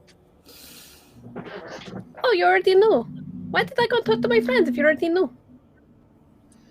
Well, maybe your friend didn't know. I don't know. I got nothing. Have you heard from Shrek? Since you know everything, have you heard from Shrek yet? Not since they were taken by Baba Yaga. You're very good friends with them, yes? We wandered around for a while before we joined up with everybody else. And Eowell, I am keeping my promise by not snooping on you, but I am under the impression that you know magic, yes? Yes. Do you know how to message someone? I don't know how to message. Oh, that is a really useful spell. You should look it up if you get a chance. When you're back in the place with all the... Never mind. Okay. I will go get Maurice then. I think we're going to have a family meeting, yes? Yeah. At the shrine. Oh, I just gotta good. go That's talk. what Maurice is. Yeah. We gotta get a plan going, I think. Yeah. Don't go in the longhouse. Faye is taking a very important nap. All right. Oh, okay. Gotcha. Yeah. She probably needs it. At least 45 minutes. Oh, yeah. But what's a minute? Well, it is about the time it takes for your heart to beat a number of times depending on how excited you are. Swain's going to think about this for a long time. It is the time it takes for me to run in a circle about... Wait, it depends how big a circle... Wait, do you know what circle we're meant to be fixing? Let's go and do that. It's in the cairns. That's a bit of a journey from here for one, and we've got other things we need to settle before we get to that circle. Weeble. But Rava said that we have to go fast. Oh yeah. Time is running out. She is ticking my brain. Weeble. Yes. We are going fast. Yeah. Okay, we have different definitions of fast. I see you at the shrine. Jog back up. All right, I'll race you. Oh, you have long legs. Let's go. Yes. Oh, wait. Oh, no. We are doing rolls for this one. All right. In this case, we are absolutely going to be doing athletics for this one. If you want to throw in either your strength or your dex, though, I am fine with using one or the other for your athletics check. I'd like to get dex. So we're going to do this. Let me see how many checks we're going to do, because this is a steeper hill. All right, so D4 says we're going to be doing 3 rounds of this. So first go around. Slane, what did you get for yours? I got an unnatural 20. All right, and Weeble level? I got a 19. 19. Wow. So as you first start running, you're actually kind of keeping neck and neck. Surprisingly, Weeble's able to keep with this longer stride of Slane's. It's excitement and this energy that she just possesses on her own that is helping her keep alongside. Give me another second. Let's see how you do for this second little bit as you start to go up the hill towards the shrine, keeping in mind that right now you're also dealing with mossy stone steps that are covered in snow. So now you're both rolling with disadvantage. Oh, disadvantage. That's a 6. Mm-hmm. Let me throw my dice in floor. That's a 7 for me. Okay. Oh, this is a fun visual. So, Slane, you look down and you see that Weeble's keeping in pace with you. And you're actually kind of excited with this because you got a buddy who's willing to kind of jump in and just go and do like you like to. And you actually miss that first step and you kind of do that little whoops-a-daisy slip thing that happens when you think your foot's going to hit the step, but then not quite. So you have a slight stumble and you need to regain your footing a little bit. Weeble, you see Slane start to slip, and even though you're eager to keep bracing, this part of you that just loves to help everyone You try to reach out and help steady him, and in process, you too also lose your pace, but yet you are still neck and neck. But you don't fall on your faces, either of you. So let's get the last round going and see how you manage with this one. You're more aware of your environment, so now just do a straight up roll, no disadvantage. Slain, are you cheating? I'm on roll 20, and you're free to look at my rolls, which is a 19 this round. That's a 19 that go around. I got a 17. Okay, so Slain, you're able to get a little, like, let's say about 5 steps ahead of Weeble, just because your stride is long. You don't need to take each step like Weeble Wobble does. You're able to do like the 3-3-3 trick that those of long legs, which I do not myself possess, but envy, are able to do going up the stairs. So Maurice, you're hearing this kerfuffle along the stairway area coming up to the shrine. And suddenly you see Slain's hulking form moving up the stairs, coming towards you, and a smaller, more diminutive frame of Weeble not too far behind him. Just in case, he's going to position himself between the flame and these two enthusiastic foot race participants. Fair enough. All right, so Slain, you spot Maurice. Maurice, you spot Slain. And Weeble, you will soon be able to spot Maurice as well as you get to the top of the stairs. The rest of you, AOL, Zira, and Gervain, you're kind of watching these, antics of these two as they start racing off. What do you decide to do? Do you sort of take a nice, purposeful pace? I'm walking in the back, the very back. I'm watching all the flipping and sliding going on. And I'm like, I might walk faster, but I'm not running. You're enjoying the show. I'm making sure to walk fast enough that I don't end up side by side with Gervain. Okay. And very purposeful staring forward. I follow. That's a mood. That's a mood I can follow. All right. So eventually you're all able to sort of catch up with each other. It's not very long after Weeble, Wobble, and Slain get to the top of the hill that you will then see Maurice, AOL, and Zira, and Gervain coming along as well. And the 6 of you are now gathered back together at Holda's shrine, the flame enduring and burning. In fact, it might have burst up a little bit more because of Holda seeing all 6 of you back together again. Maurice, what do you say to your companions as you see them all back together again? Upon seeing the flame swell up, he would kind of take that as a very subtle sign that this was good and this was meant to happen. And then whatever comes next is probably for the best. So he would just sort of turn and smile very widely, mechanically, but widely. Just kind of gesture to everybody. Hey everyone, nice to see you again. What brings you all up into here? Well, we after everybody left, which anyway, we talked to Drusera and convinced her to cooperate if we can convince the VLC to let her keep her antlers. But I think. Wait. Yep. What's that? You keeping her antlers like hers on her head? Yeah, like on the head. She gets to keep them there.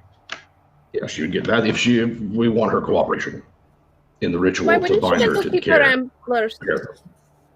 Sorry, Slain. Sorry. Yeah, provide. Yeah, what's that? Why wouldn't she get to keep her antlers? They're on her head. Yeah, well, she kind of raised a vampire and attacked the grove, and that's kind of a crime. And so they'd take her antlers for it. Sort of a super I will major, never the commit one a time crime you don't in the grove. break against the grove. All exiles through all of time and history of the grove get their antlers taken away, and you promised we would just go against all of that in exchange for. No, I told her I'd do my best to convince them. Not promise. I can't promise. Oh, okay, all right. You hit me real scared for a moment there. No, however, she promised us that if we want her to cooperate, we would help her keep her. Right. She Okay. claimed she think- did what she did for the Grove. I believe her.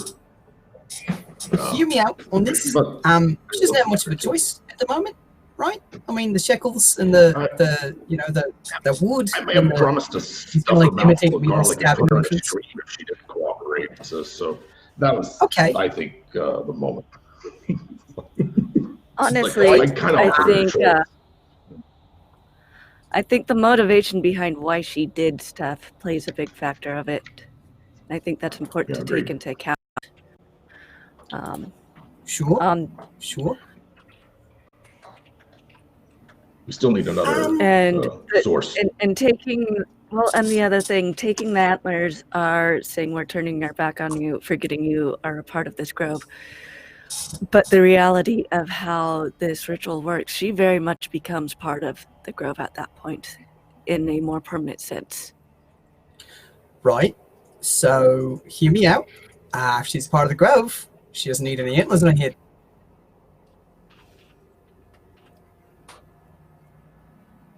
It's Alcide that are part of the grove that have their antlers. It's when they manage to do something so heinous by the grove that they lose them. And that's why I'm Maurice- saying that maybe the intention behind why she did what she did is very important in this instance. Maurice is going to deflate a little bit, but he's going to catch the side of the scarf on his arm, just kind of out of the corner of his eye, and sort of look up at everybody, and very pointedly look over at Weeble. All right. Okay, so maybe admittedly, not the best at being open and talking about things, stuff, other things. But maybe a few days ago, I was praying and had a super important vision, from the gods. Big empty space on the wall besides the 3 hanging antlers, and a light shining on it saying that, something was missing. And I can't help but feel, but now if we're going to take that away, that might be upsetting people. But I mean, then again, maybe it means the opposite. Maybe it's saying that it's a blank space for a reason. And this is a lot. This is really, really a lot. I got one other thing to say. Like, gypsophilia is tied to the grove, right? The quicker we're able to repair the cairn, the quicker gypsophilia is healed. And we can repair it quickly if we have Druser's cooperation. I think that might be worth taking to council. Otherwise, we got to fight her, probably hold her while we could do the ritual. It's going to be a mess. I feel like we need to bring this to Finium, because this is above me. I just know the laws of this place. Sure. Yeah. Well, I'd appreciate it if we could all go, together, because, I am. Anyway. I think we should talk to Faye and not Finium. Okay. Tell you what. Show of hands, everybody in the room. Who thinks we should go to Faye? Hands up.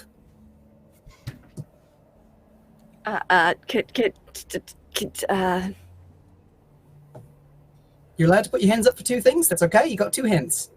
Does Alright. it matter which one you go to? Well, I mean, I feel like it will, So, and who thinks we should go to see Finium rather than Gypsophilia? Okay, but that wording is important. You just said that we could raise our hands for both, but you just said rather, which would override. I'm saying both, okay? That's what I'm saying. Here's the thing. We're going to have to go talk to somebody first, right? So, and who we talk to first is probably going to matter. First, we could grab them both together and be like, hey. We were Here's the letting thing. Faye take a nap, so Finium would be first.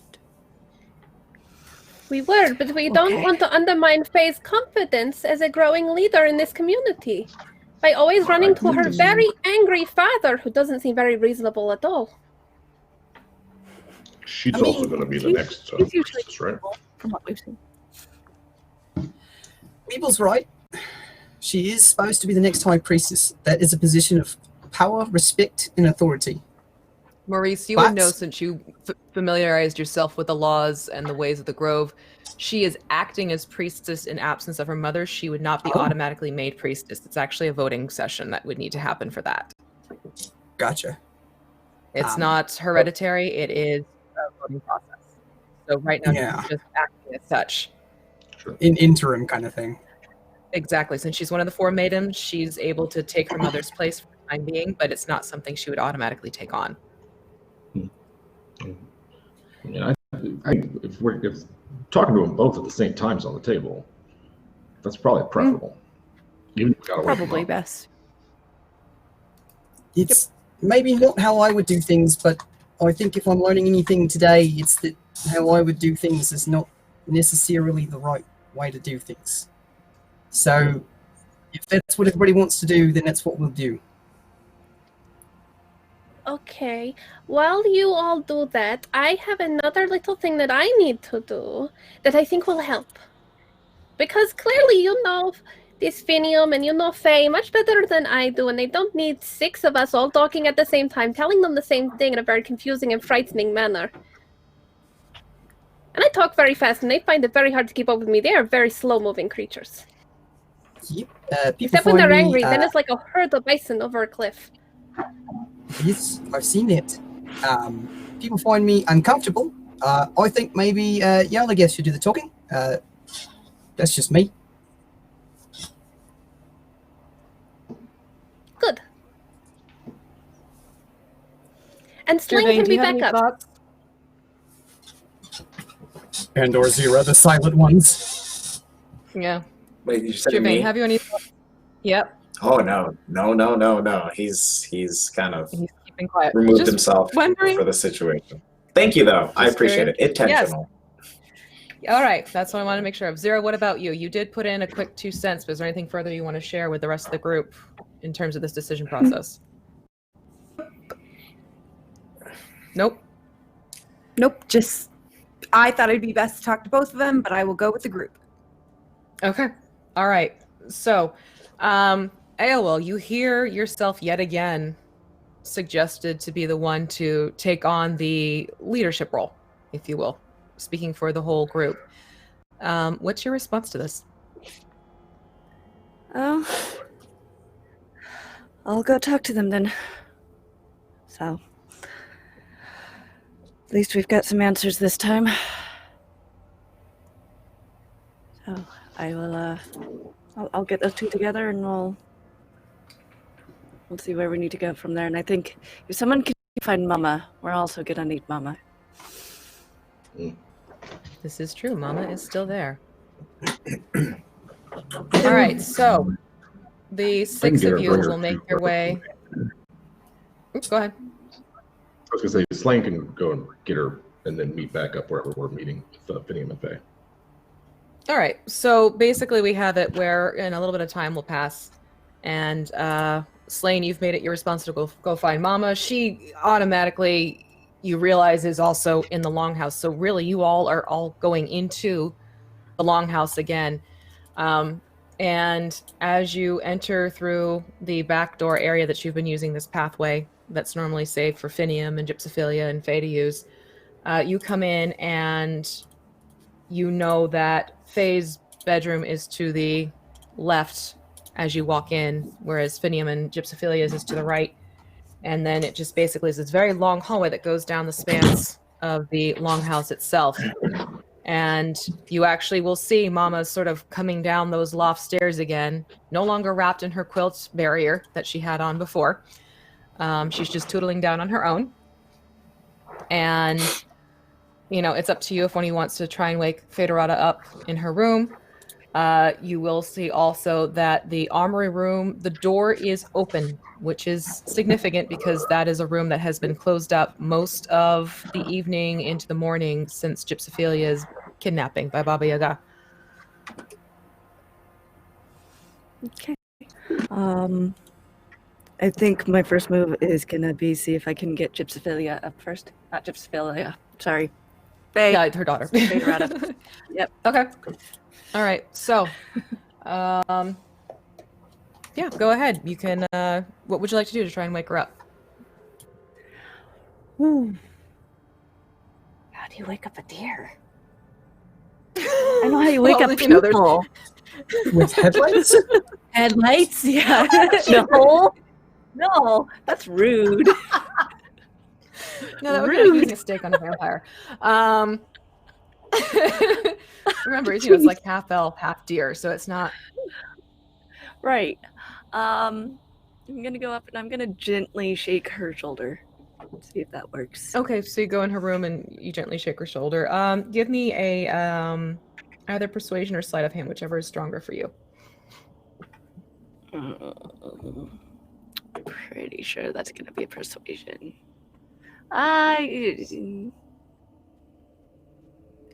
No, we're going sleight of hand. What? Okay. 14. All right. So with a 14, you're able to just sort of gently press upon her shoulder and, do that little back and forth motion. And you see her stir, but you can tell it's a very deep sleep. So it actually takes another quick little nudge of your hand to get her to wake up enough to realize that someone is trying to rouse her. And she turns her head towards, the feeling on her arm, and she looks up to you a little surprised and startled. Joel, what are you doing in my room? Is everything all right? Has something happened? We've got information from Drusilla. I think the sooner we can get everything settled, the sooner we can take care of this cairn. But we need you and your father for that, I believe. Since you are is he not in the... He's not in the armory? That is where he was last I checked. I don't think so. I haven't made it that far in yet. But I figured since I was passing your room on the way, we should get you up. I appreciate it. I'll meet you in the front area in just a few moments. I just need to collect myself and I'll be right out. Okay. Thank you, AOL. You're welcome. And I'm going to go ahead and walk out and then head to catch up with everyone else who I'm thinking did whatever you did. Yep. So everyone else is, as you're starting to come into the longhouse itself, like I said, Mama's coming down those loft stairs and she will eventually hit the landing and turn. Oh, everybody's back. Lovely. Did you know they have an excellent selection of spirits? Yes. Mama, we gotta talk with you and Faye and Finium. Why? Soon. What's going We on? need to repair the cairn, and Drusilla has the information for us. Oh, so the little caged bird opened up her mouth, huh? Oh, yeah. Mm-hmm. Yep. Well, that's something at least we can work off of. Yeah. I'll Gervain, get how are Finium you? and- You're doing something new here. And she starts playing with her cotton candy white tuft of hair, and she's actually trying to spin a piece of it too. Is this a new thing? It is. Do you like it? I like your face better. I'm just having a little bit of me time. I like me time too. That's why I got one of these. And she pulls from underneath her skirts one of the wine bottles, which there's a little bit left kind of sloshing around. It's been a day. It sure has. Yeah, I'm learning a lot today. Just like, making sure I am thinking about everyone in the party, not just me. Gervain. Oh, Yeah. Gervain. And she's gonna start walking over to you, this little, like, barely 5 foot tall little old woman. Oh, look at you learning. And she's gonna raise her hands up, trying to like pat your face underneath the dreadlocks. And she still has the wine bottle in the one hand, so it's kind of like an open palm and a closed fist at the same time type of thing. Gervain's gonna giggle a little bit and pat Mama Rihanna on the shoulder as well. And you'll see her make eye contact with you, and her eyes get very serious suddenly as she looks into yours. And her voice drops lower so that only you can hear her. We all make mistakes, boy. Don't let them get to you. Right! We need to find Aphinium! Way to go. And she'll turn around to the rest of you and you see her stumble a little bit from the spinning around so quickly. Ooh, never mind. That was not wise. I'm going to sit at the table. And I'll wait for you. You can find the big man with the big antlers. How's that?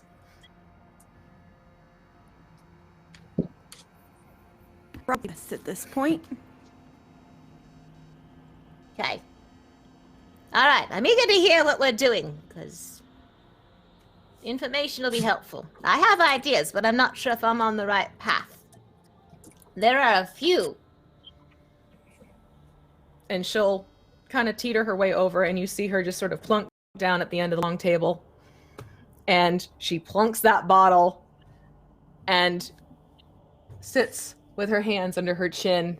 And you can tell she must have drunk this bottle quickly, because she's kind of doing that like weebling, wobbling, no pun intended, with her head sort of rolling around a little bit. So the spin is rooming for Mama right now. Yeah. So you said the armory door was open? Yes, the armory door is wide open. So if you wanted to look Okay, in, you very easily could. Yeah, so I'll look in. He'll go around to Vinium.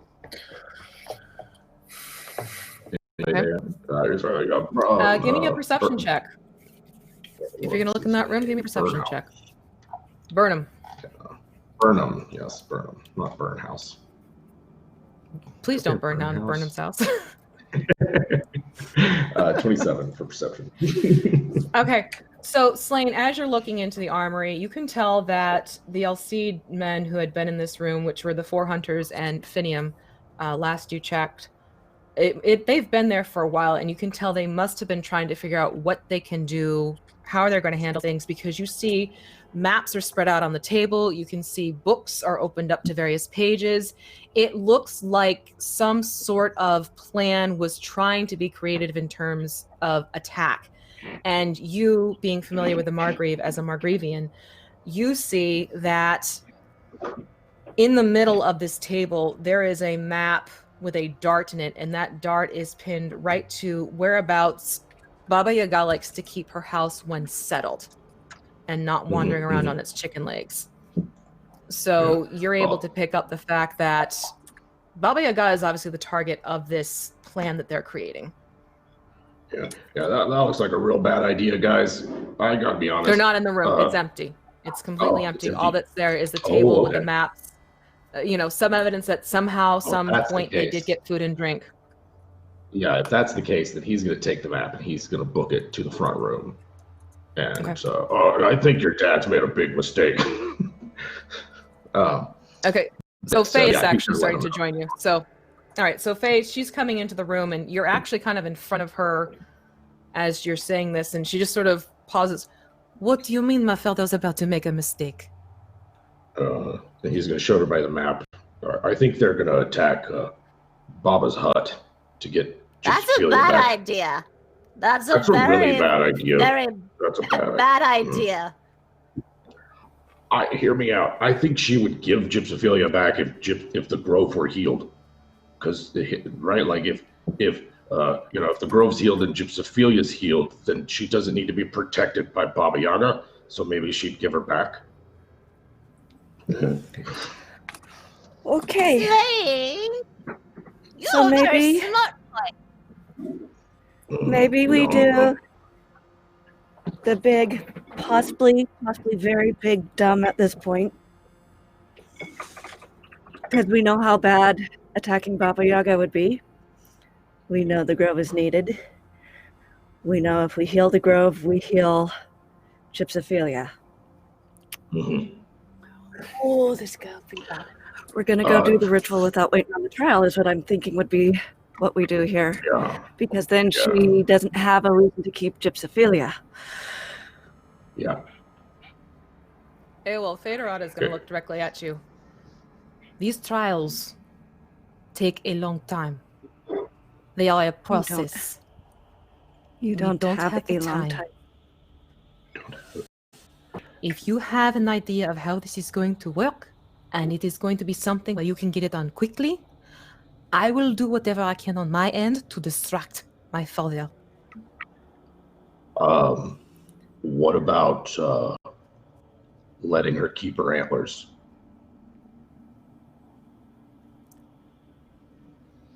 If there's no trial, there is no need to take any antlers. Oh, yeah. Oh, God. Well, no. Is Gervain there or no? Oh yeah, you're all there at the long table. Sure. I was going to suggest that earlier.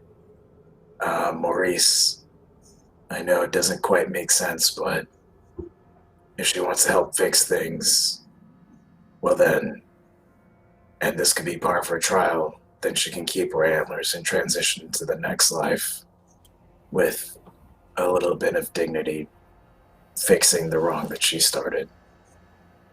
I was gonna say, I think the thing we all need to know, because she was being honest despite the zone of truth, I have faith, given the position she was in, that she was being honest. What she did for the Grove, and it didn't work out, and that happens. I think she may have been through enough as is, because something that she'd done to help about killed the place she loves. So I just thought I'd get that out there. I agree with Theowell. She seemed pretty honest. We could have done a lot of bad things to her, and she knew that. You know, we could make her existence pretty unpleasant. She wants to cooperate. She just wants her dignity. My goodness. We could go do this right now. We just Well, need hold on. balance. Yes, balance. Now, last we had spoken. Pardon. Last we talked, we said that we're going to try for a vine golem. That takes 20 days, my dears. And I have been researching it, and it's not something I can run through. What did she say you need for the balance? It needs to be, well, that's just it, a balance. She is a creation of the vampire that was originally there. We need So something you need that a would be a creation of the druid. but something that's going to hold long enough. Oh. Oh. Well now. Well now indeed. And Mama's head's going to swivel to Federata and look at her. They need something created by a druid of the grove, of power, of strong connection to the grove. My dear Faye, can you think of anything that fits that bill? And you'll all see Federata give Mama a long look, and you can tell there's some reluctance in this. If it is a creation you are going to need, perhaps it is Bruce. My mother created him to be my guardian, to protect me and to protect the grove.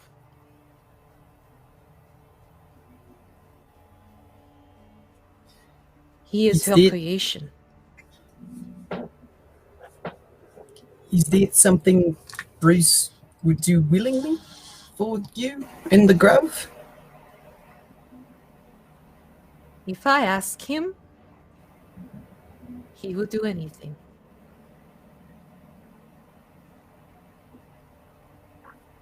Weeble, you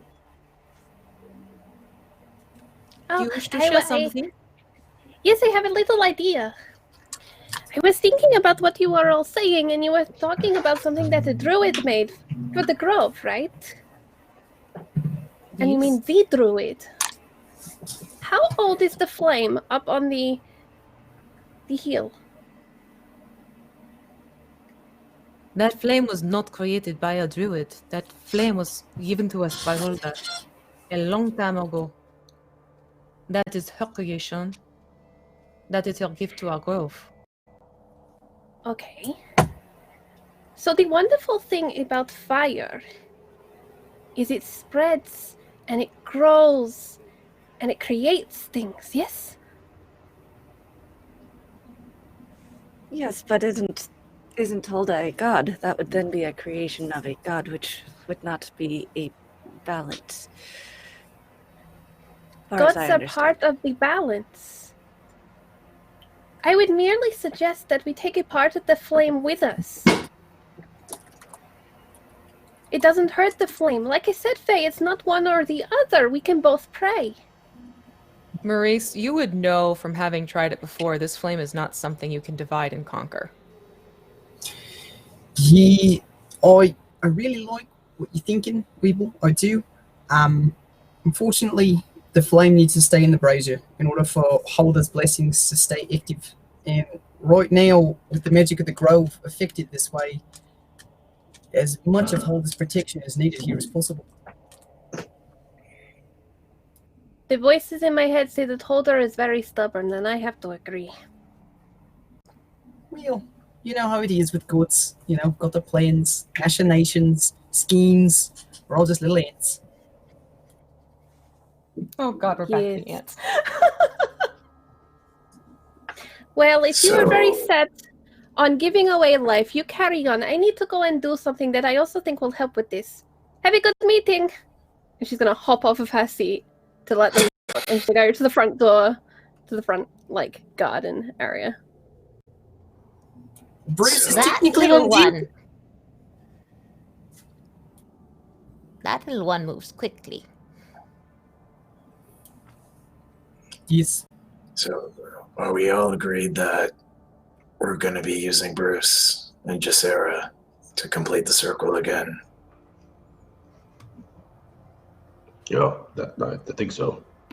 I'm agreed. Yes. Saves me time. I don't have to make a vine golem, and it's sort of the same process, quite frankly. But there's one who really does need to agree to it, for it is her commands that control him. And she'll eye Federata, who is looking a little shaken.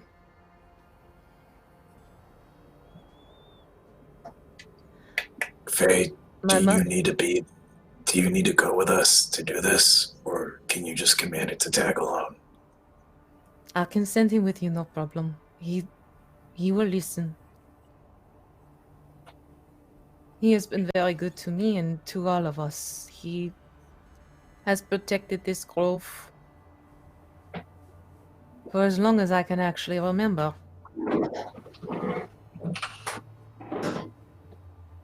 My mother is in the hands of a deranged old woman. My father might as well not be here. He is so obsessed about trying to get her back. The grove is falling apart, both physically and figuratively with its people. If it means sacrificing my childhood friend, then yes, I will command Bruce to go with you all. But I cannot go and watch it happen. I can't be there for that.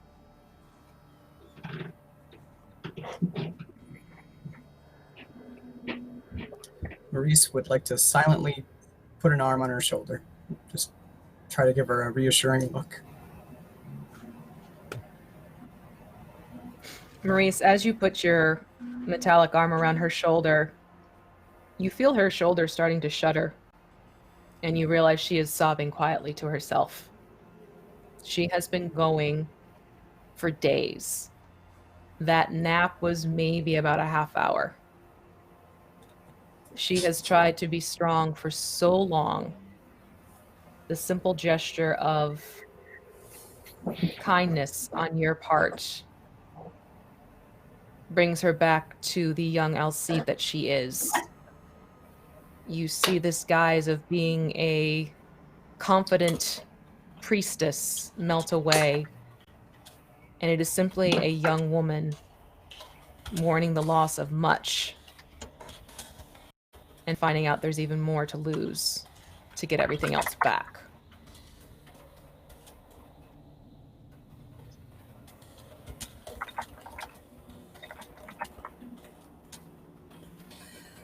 Vaderada, we can. Oops, sorry, you go ahead. Zara. We can give you a few minutes if you need to say goodbye. I would appreciate that. He's very good. He is very kind.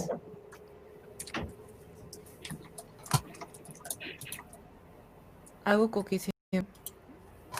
I know my father went out in the front. They are preparing.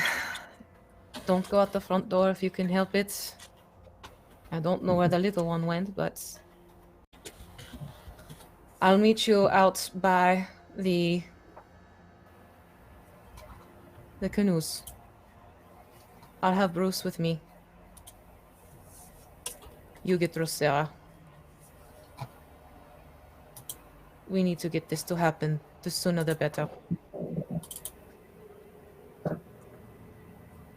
And she'll look over to you, Maurice, and just sort of give you a grateful smile, but shrug your arm off her shoulders, not as an insult, but more because she's trying to get the resolve to proceed forward. And she lets out a very large sigh, and she turns and walks out down the hallway through that back door, and the door softly clicks behind her. And that leaves the five of you with Mama in the room. Weeble, what is it that you've gone off to do? Weevil has gone to find a field mouse, a squirrel, or I guess a rabbit would also kind of count, something rodent nearby. Okay. First, I would like you to give me a stealth check to see if you are noticed, because as you go out the front, you see Finium shouting and yelling at the various Alcide who seem to be volunteering to pull together a small, not necessarily an army, sort of like a group to go and head to Baba Yaga. And there's almost foam collecting at the corners of his mouth, and you see the tension in his arms as he's pointing and moving things around, and the others are extremely focused, watching him, trying to take his orders effectively. So, if you give me a stealth check, let's see if he catches you slipping away out the front door. It's a 16? All right. I have to get his sheet pulled open. That's not the one I'm gonna roll. Okay, so you are just, like, literally like a point, just able to slip undetected from Finian's very focused gaze as he's preparing everyone. And you're able to go off into sort of the brush area. Let's do a nature check now and see if you're able to find one of these creatures. That is a 16 as well. All right. With a 16, you are able to quickly catch sight of a squirrel hunkered down, gnawing on an acorn, just about 30 feet away from you.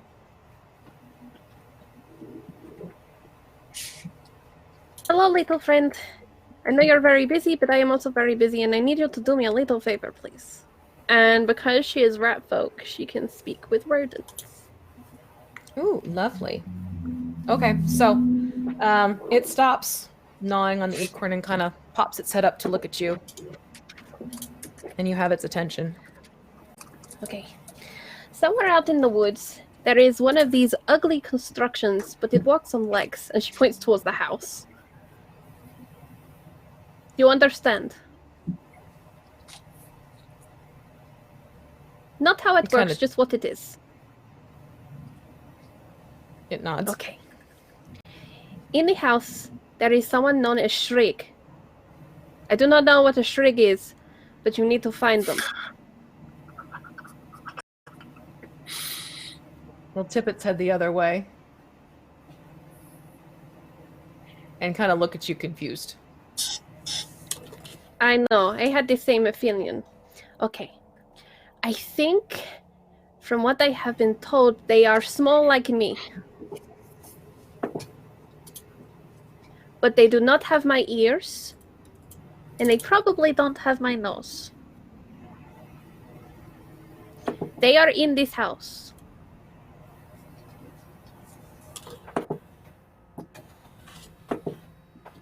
And it sort of just, it puts down the acorn.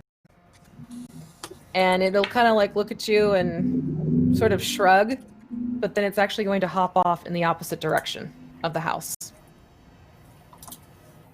If you like your tree, go and find them. Thank you. And she's gonna go over to where it dropped the acorn, and with her paws, she's gonna dig a tiny little hole, tuck the acorn in, and then cover it back over and pat back down the turf. And then she's gonna rub her hands because it's very cold because it's winter here in the grove. Okay. You head back into the house And itself. then, yeah, on her way back, in her head, she goes, "Hello, friends, it is me again. I know, too much contact is a little needy. But if you see Shimmy Shake, tell him I don't think she is the one. Also, if you see him, tell him to message me. It has been a while. Thank you, friends. Oh, and Rava, I'm on it. Don't worry." And she's gonna tiptoe past the angry men. All right, yeah, let's do one last stealth check to see if you're able to slip by. That's an 11. Finium's really focused. I just rolled a 2. So yeah, this time like you move quickly and quietly, and no one would even have known. So basically, you're all collected now in the front room again. Weeble snuck herself back in and closes the door behind her, and your Mama will actually make a point to sort of rally you all together. Right, so she's going to go get Bruce. We're going to work on getting Drosera. And then we're all going to go down to the run. Yes, this is what we are doing, correct? This is our plan? That is the plan. Right. Sit down, each one of you, right now. That's not a request. That's an order. Sure. Now, listen. It is very important that from here on out, there's no more scampering away, trudging away, walking away, fighting away from each other. If we want this to happen, you need to stick together. It's not going to be easy work moving a vampire Alcide.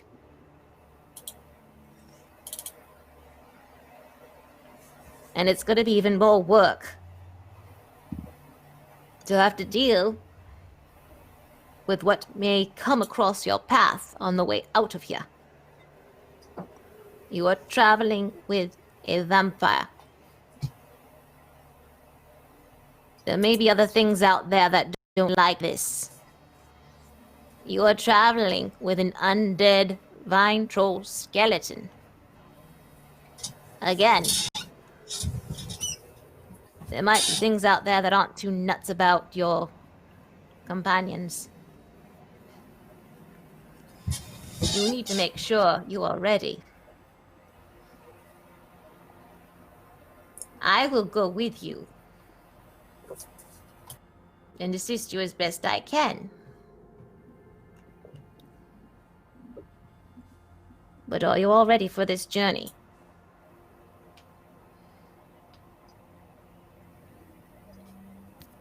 You're on mute. How long does it take again to get to Dead Druid's Run? If you're going to take the river through the canoes, that's the fastest way to go. If you try and go by foot, it's going to be at least a couple days easy traveling, especially because you still have those boots sling. But it's up to you guys if you want to try and go on the canoes. That hasn't been established yet, or if you want to try and go by foot.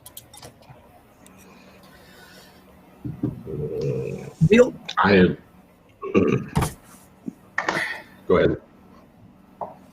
right now, in this particular configuration, if you will, I'm especially adept at swimming, and I can be not in a boat, but very attached to one, and we can keep Dracera in it. If somebody else can, keep an eye on her up top, I can kind of pull it along.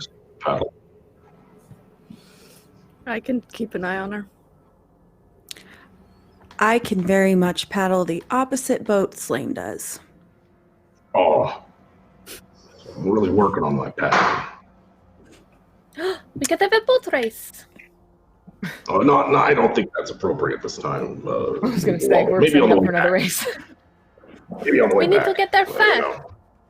It will be very important that we don't wake up the vampire, though, because they don't like running water. No, they don't. I was going to say, fast but so safely, not recklessly, this is going to sound weird and morbid, but is there a coffin?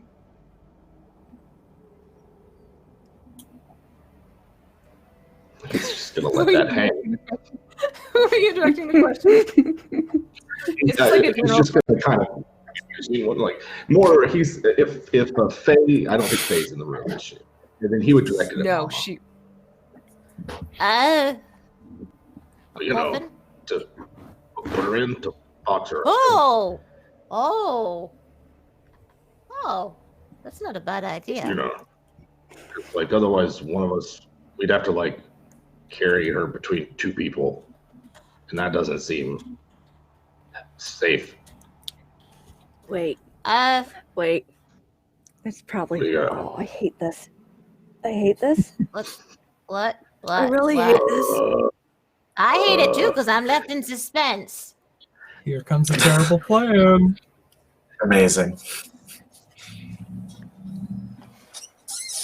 We tell them we accidentally pushed the stake too far. Oh, We don't have to sneak then. No, jeez, no. We already have her cooperation as much as possible, especially at this point. If we're doing it without the trial, she knows she keeps her horns at that point. Let's just go get this done because this is wait. get it done because I don't think they'll want to see any of our faces afterwards if they figure out what's going on here. So, well. I mean, we are leaving tonight, aren't we? Yes. Yeah, One we way or got another. to. So tell we don't them have you've time. turned her into a little pile of dust. Oopsies! But you let her walk out of there, or you're going to keep her paralyzed is the question. That's the question. I would like to be able to show her the trust. I think, once we get there, we can show her trust. But I'm not sure it's a good idea to have her out. If we're attacked, she could run off. Or, I don't know. A lot of bad things can come from associating with a free roaming vampire, even if they do mean to be, helpful. Speaking of helpful, I might have a suggestion. Oh. It's a little risky. Involves trusting of the Empire, which I'm not on board for. I want that very clear. Are already But- trusting her. Yeah, I know. Still not on board. I can cast a spell on her to turn her into a cloud temporarily, and we put her in something like a bottle, and we go with Yolageth's suggestion of saying that, oops, we pushed it too far. Mistake, I mean. And she disintegrated. Oh, no. And then we just take the vampire in a jar and go. She would be a paralyzed cloud? Yep. Well, I haven't heard that every day. Worst I case think this scenario, is- maybe put them in a wooden bottle for extra precaution. You know? I don't know. You'd want a silver flask. Just saying. There you go. No, that means we'll need an empty one. And she pulls out from underneath her skirt a flask on the other hip. I This was about to one's say I've beautiful. seen you with that. I just I felt it have this to morning. say though. though, Mama, I Yes. kind of agree with Eualgalith that we should let her be alive a little bit. Although I also agree that we should not let her eat people, and she is very menacing when she has the opportunity to be. And yes, people can lie and people can manipulate, and nobody wants to die, but Okay, how about she's we do still a this? person. Let's trust Oh. her up to the point that we can't trust her. And if we can't trust her, then we let Maurice turn into something gaseous, put her in a silver flask, and continue forward. We might She not have wants that to do chance. What if she Dude, turns like, into a she's cloud still and a floats vampire. away? Yes. She's still a vampire. It still affects you, you know. She trusted us when we had a stake at her heart, and I was threatening to stuff her mouth full of garlic and throw her in a river just to make her miserable. You know, you She keep bringing trusted up that us. story, and it doesn't make you sound very good. Just It's saying. fine. I don't mean it to. I mean it more to make a point for her. She trusted us only under duress. Might not last long, and she might think us weak if we take her chains off or let her walk around, you know? I think we have an opportunity to get this right now, and we could just put her in a carpet and walk out, you know?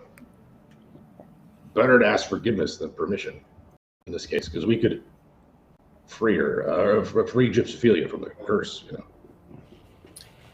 I think we should just, I mean, we were under no expectation from her to let her roam free before this. yeah. Just the antlers. That was it. Yeah. I didn't say roam free, I just meant be awake. Well, Right, how'd you I question don't- her? You got her to Like, answer she's- questions. You know, she was chained down, shackled to a wall with magic chains, and we were So, like, you know, staking her But the kind chains of kept partially. the wall, we could just keep her in the chains. I was going to Yeah, say, I why don't planned you just on chain her up? There's that too, because somebody's got to carry her. I can't. No, really, I can't. That would be drunk deer driving. Yeah, well, Don't drive deer while drunk. Never. but, Don't drive deer while drunk. Drive your own seat responsibly. yeah, I would carry her, but I think I'm pretty compromised at this point. That's a good point. She might be tricky because of this one. yeah. And you know, if she's in a box, then nobody can tell what's in it. Unless it's in the shape of a coffin. Oh, It's there's true that. too. She doesn't like the chains because they're made of metal. I'm made of metal. Maybe we could chain her to me. If you're swimming, that'd be a problem. Doesn't it make it So we're a not bit doing more the gap. tougher to break out then? It might harm her too much. What I is feel kind like of issue that's vampires? like torture. Right, well, what if I'm under the water and the chains go to her and then to me? That way she's really got no choice and we don't even have to trust her because she's got no option. She's in a boat, and if she tries to go anywhere, then she's getting pulled under with me. I need another drink. Maurice, I think our most, before you get carried away, this time Slane Wait. has the best option of putting her in a box, I think. Just It's a the plan. simplest, most elegant. Yes, Mamariana. I'm with you. I think that'd be the best thing to do. If you want her to be aware of what's happening, just do whatever you had to do to get her to that point where you could question her. I mean, we could. Do I think it's wise to let her walk around and have her abilities in full throttle mode? Absolutely not. They can be tricksters, they can be sneaky, they can be persuasive. All right. So, in a box then.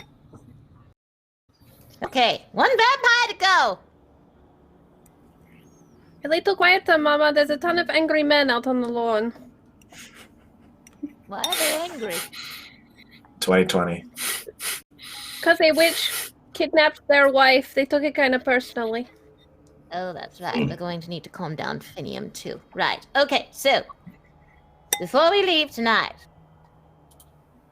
we need to get Finium to calm the hell down, because as soon as we're gone, he might try and go and do something. Yeah. So, we need to figure out what we're going to tell him, and then get Bruce and Drosera out of here.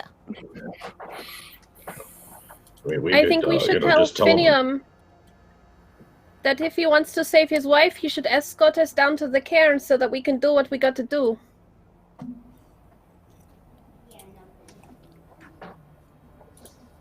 Or at least let us pass. And then he can fight whatever tries to fight us, and it would be real convenient. Everyone would get what they want. So you're going to tell Finium the truth, then? No trying to hide. No saying, oops, daisy, we killed the vampire. Whoa. I mean, I don't know Finium the best, but I sense lying to him and him finding out would not go down well. No, Yeah, I don't want to lie to him. All right. I'll tell him if it matters to anybody. I don't mind if he gets mad at me. If we're not lying at him, then I guess we don't need a box. Well, We the still box need might a still be box. useful. Well, I mean... Yeah, the box is more for the traveling as well. Like, Oh. so others can't see. That's a good... Yeah. Well, I mean, we could always put her in a cart, too. Then it has wheels, and you can move it a little bit faster. True. Forest has eyes and all All right. that, Or still throw her in gas form and in a bottle. Yes, but you have to try and Because I get... feel like that would be lighter. We'll No, call that that's- Plan G. Okay. So, Slane, my boy. Yeah. You can figure out how to talk to Finium. Sure. I'll start getting some things put together for us that we're probably going to need. We'll have to keep an eye out for Federata and Bruce. Though I think let's give her a little bit of time to at least say goodbye to him. Yeah. Hmm. All right. Tell you what, I'll go deal with Faye. How about the rest of you go talk to Finn? See how that one goes. Sure. Can do. We can do that. All right, well, best of luck to you. Make sure you can Same. duck. I don't know who has the harder one, you or I. All right, go do. We'll reconvene back here. Now that we're just making sure everyone knows what's happening, I think it's going to make things slightly easier. But, yes, I'll be back in a little bit. And she'll push herself up from the table, and she leaves the flask in the center and starts walking away and silver out flask. to the back area of the lawn. The silver flask, yep. She leaves the silver flask on the table, Take it in case we need and it. she leaves it. Okay. So who else, or who all is going to go and talk to Finium? You can hear his voice raging outside. It's not something you can pick out every word he's saying, but it's that booming reverberation. So Zira, Weeble Wobble, Slane, you want to be the emissary? Yeah, I'm gonna have Okay. that map. AOL. Okay.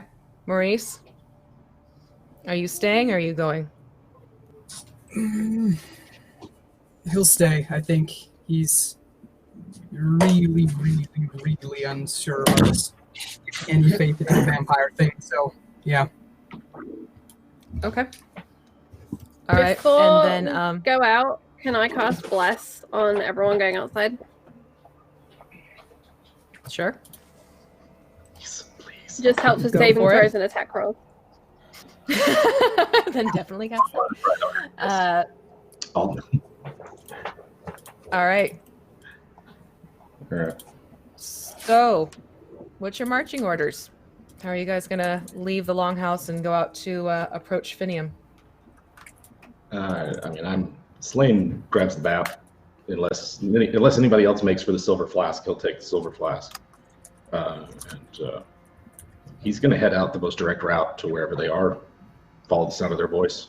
But he's going to try to catch Burnham's eye, like as he's coming outside, if he can. Okay. Burnham is able to catch your eye, and he kind of gives you a quizzical tilt of his head. Celine's got the map in his hand, and I think before you head off to this plan of yours, you ought to hear what we found out when we talked to Drusera. Hi. Sorry, I just got a cat. So are you directing this to Burnham or to Finium? Kind of both. Like my first, Okay. the beginning of that is directed towards Finium. The end of it's kind of directed towards Burnham because he knew where we were going and what we were going to do. All right. So, tell you what, Slane, give me a persuasion check with advantage because you have the rest of your party with you. All right. What do we got? Thank God, 18. I would have rolled and that, three. yeah, okay. Ooh, yeah, yeah. Raise, So with Holga that, and Ellis the World Dragon. Yeah. right? Mhm. Beautiful. So with that, you are able to actually get Burnham. He's already sort of started giving you attention. Now he is focused on you.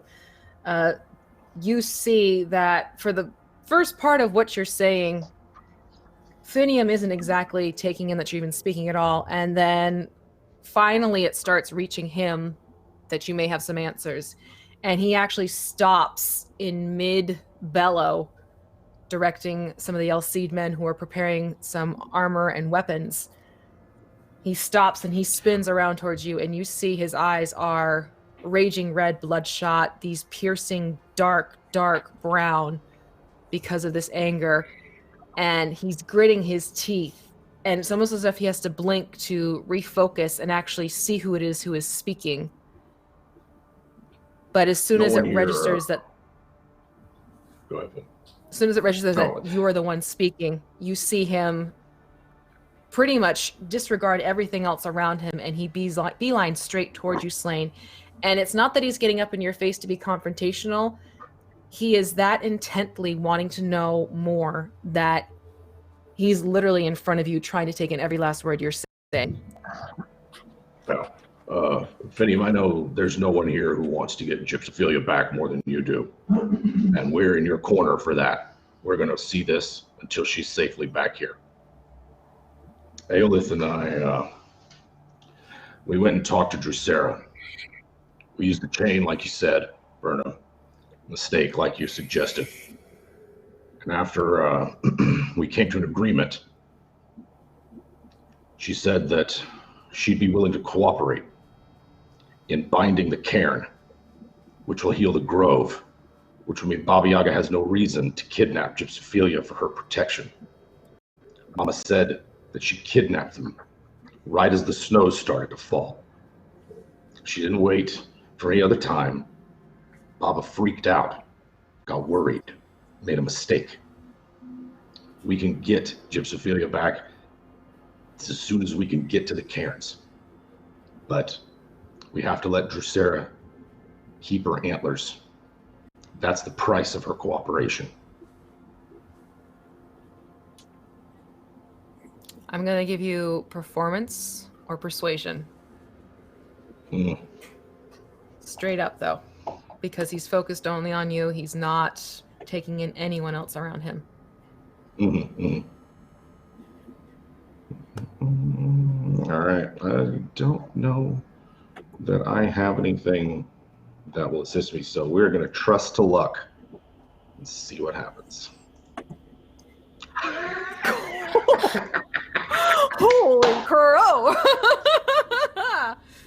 So, with that 18, Slane. Which is a 20 with my bonus. I know, it's a 20. I love that. So, with that particular 18, you feel his breath on your face as he's almost pushing this air out forcefully, like he's trying to breathe and think at the same time.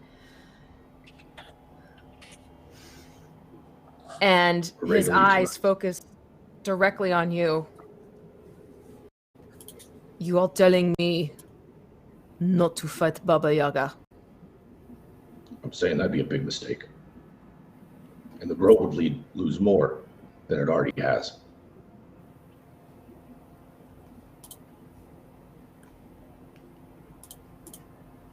And he's going to take a step closer to you, and now he is getting into your space, Slane. How do I know that what you are going to do is not going to make things worse?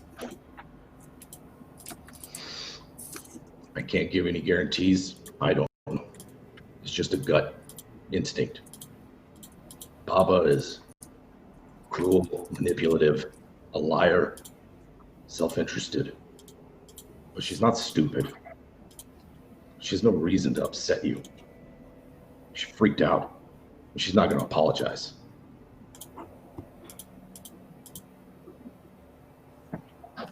And if I'm wrong, and he'll start taking off his armor that's all done up in their motif, his bow that's done up like theirs and leaf, and he'll just throw him down at Vinium's feet. Then you can take my antlers.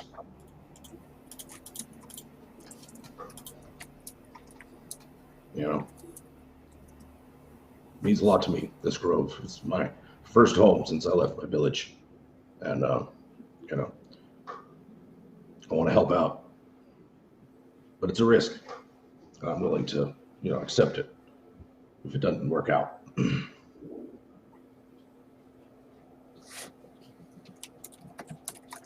Put the armor back on. All right. You are all in agreement about this plan.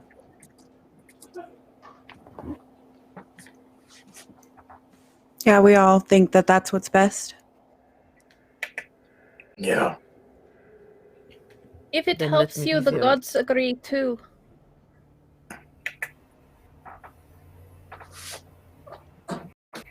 Then let me make one thing very clear. If this plan does not work, I am not waiting any longer to go and attack that witch and get back what is rightfully mine at whatever the cost may be. Are we clear? Understand. Crystal. We understand.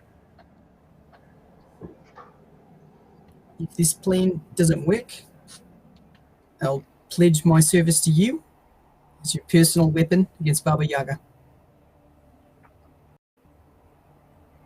If it doesn't work, my friends think it will.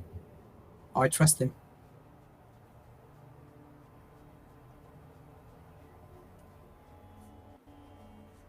Persuasion.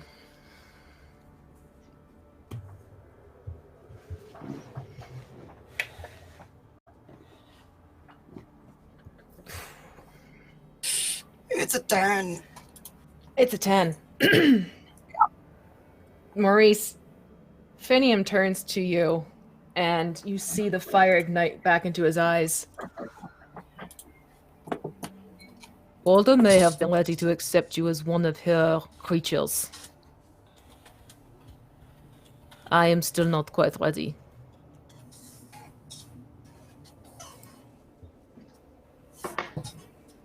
So much has happened in such a small amount of time. If this does not work, I don't ever want to see any of your faces again. And you had better run, for when I am done with Baba, I will come for you. And with that, he throws down the spear that was in his hand, and it's not a dropping, like drop the mic thing. It is a point down, and you hear the thunk as the spear pierces through the now starting to freeze earth. And he doesn't go into the longhouse. He actually walks off into the woods. And you can feel the rage pouring off of him and the frustration. And as his silhouette fades into the brush, Burnham clears his throat. He's angry, and he is scared. Right now, he is a grizzly bear who has had a thorn in his paw for days. Quite frankly, I think you're helping him is exactly what he needs. I don't think he's actually going to come after you. I think right now he just needs something to be angry at. And you just took what was his anger's focus away from him. I'll help you get ready. The sooner we can get you out and do what needs to be done, the better.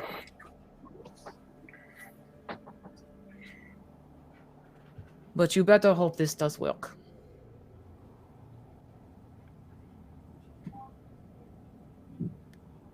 And with that, he will place a hand on your shoulder, Slain, and just kind of give it an approving, good job type of motion. And he'll start walking towards the longhouse and sort of look over his shoulder, making sure that you all follow. And we're going to bring it to a close tonight with our 6 adventurers finally getting some answers tonight, figuring out what it is they're going to need to do. Still a few challenges up in the air, but we'll see where it goes. Now, we're actually going to be off for the next couple weeks, so we will not be back playing until, hold on, I got to pop the calendar back up again. So please make sure to join us again on the 22nd of March. I have to go out of town, and the Sundays are kind of falling into place where I won't be able to do this while I'm gone. So join us again March 22nd as we pick back up with episode 6 to the second season of The Last Heir, which is a Tales of the Old Margreave inspired work that we are building together as a group. So would love to see you back here. And you all, as always, just do an amazing job with this. I absolutely enjoyed this session. So I'm going to go back around. Please make sure you tell us who you are, where we can find you, and what you enjoyed most or, connected with the most this evening. I'm going to go in reverse order. So starting with you, Jesse, you're up. Hello. My name is Jesse. I'm on Twitter as @JesseNeon. You can find me there, usually just being angsty about stuff and talking about books. My favorite scene for tonight, by far, hands down, Zira and Gervain. Holy cow. Really a lot of intensity across the board, but geez, that just holy cow. Yeah, it was well done. Okay, and moving over to Sky, you are up. Hi, I'm Sky. You can find me at Torn Pixie or Torn Pixie Twitch, depending on which platform you're looking at. I'm not going to try and keep those straight because I have a hard time with it lately. As far as what I've been doing, I stream about every Sunday and every other Saturday, generally, with my own D&D stuff. And other than that, TikTok, I've got a HP World tag that I run through that we do a lot of play-by-post on Discord. That's really it outside of school and work. Okay. Favorite part. Okay, so I've got a few. I always have a few. I don't choose well.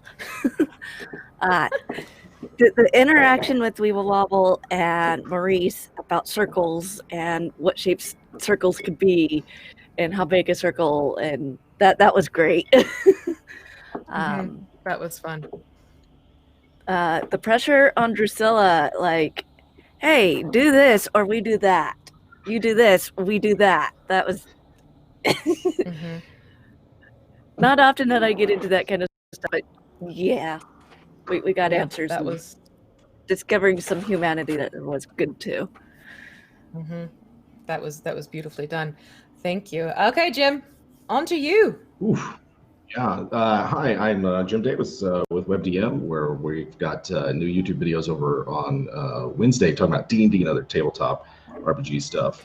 So we've got we're shooting videos right now, which is not my usual setup, and they're going to be awesome. So keep an eye on those. You can find me on Monday nights on Eric Bulgaris' channel playing some Pendragon, although it's been a few weeks since we've had a chance to get together.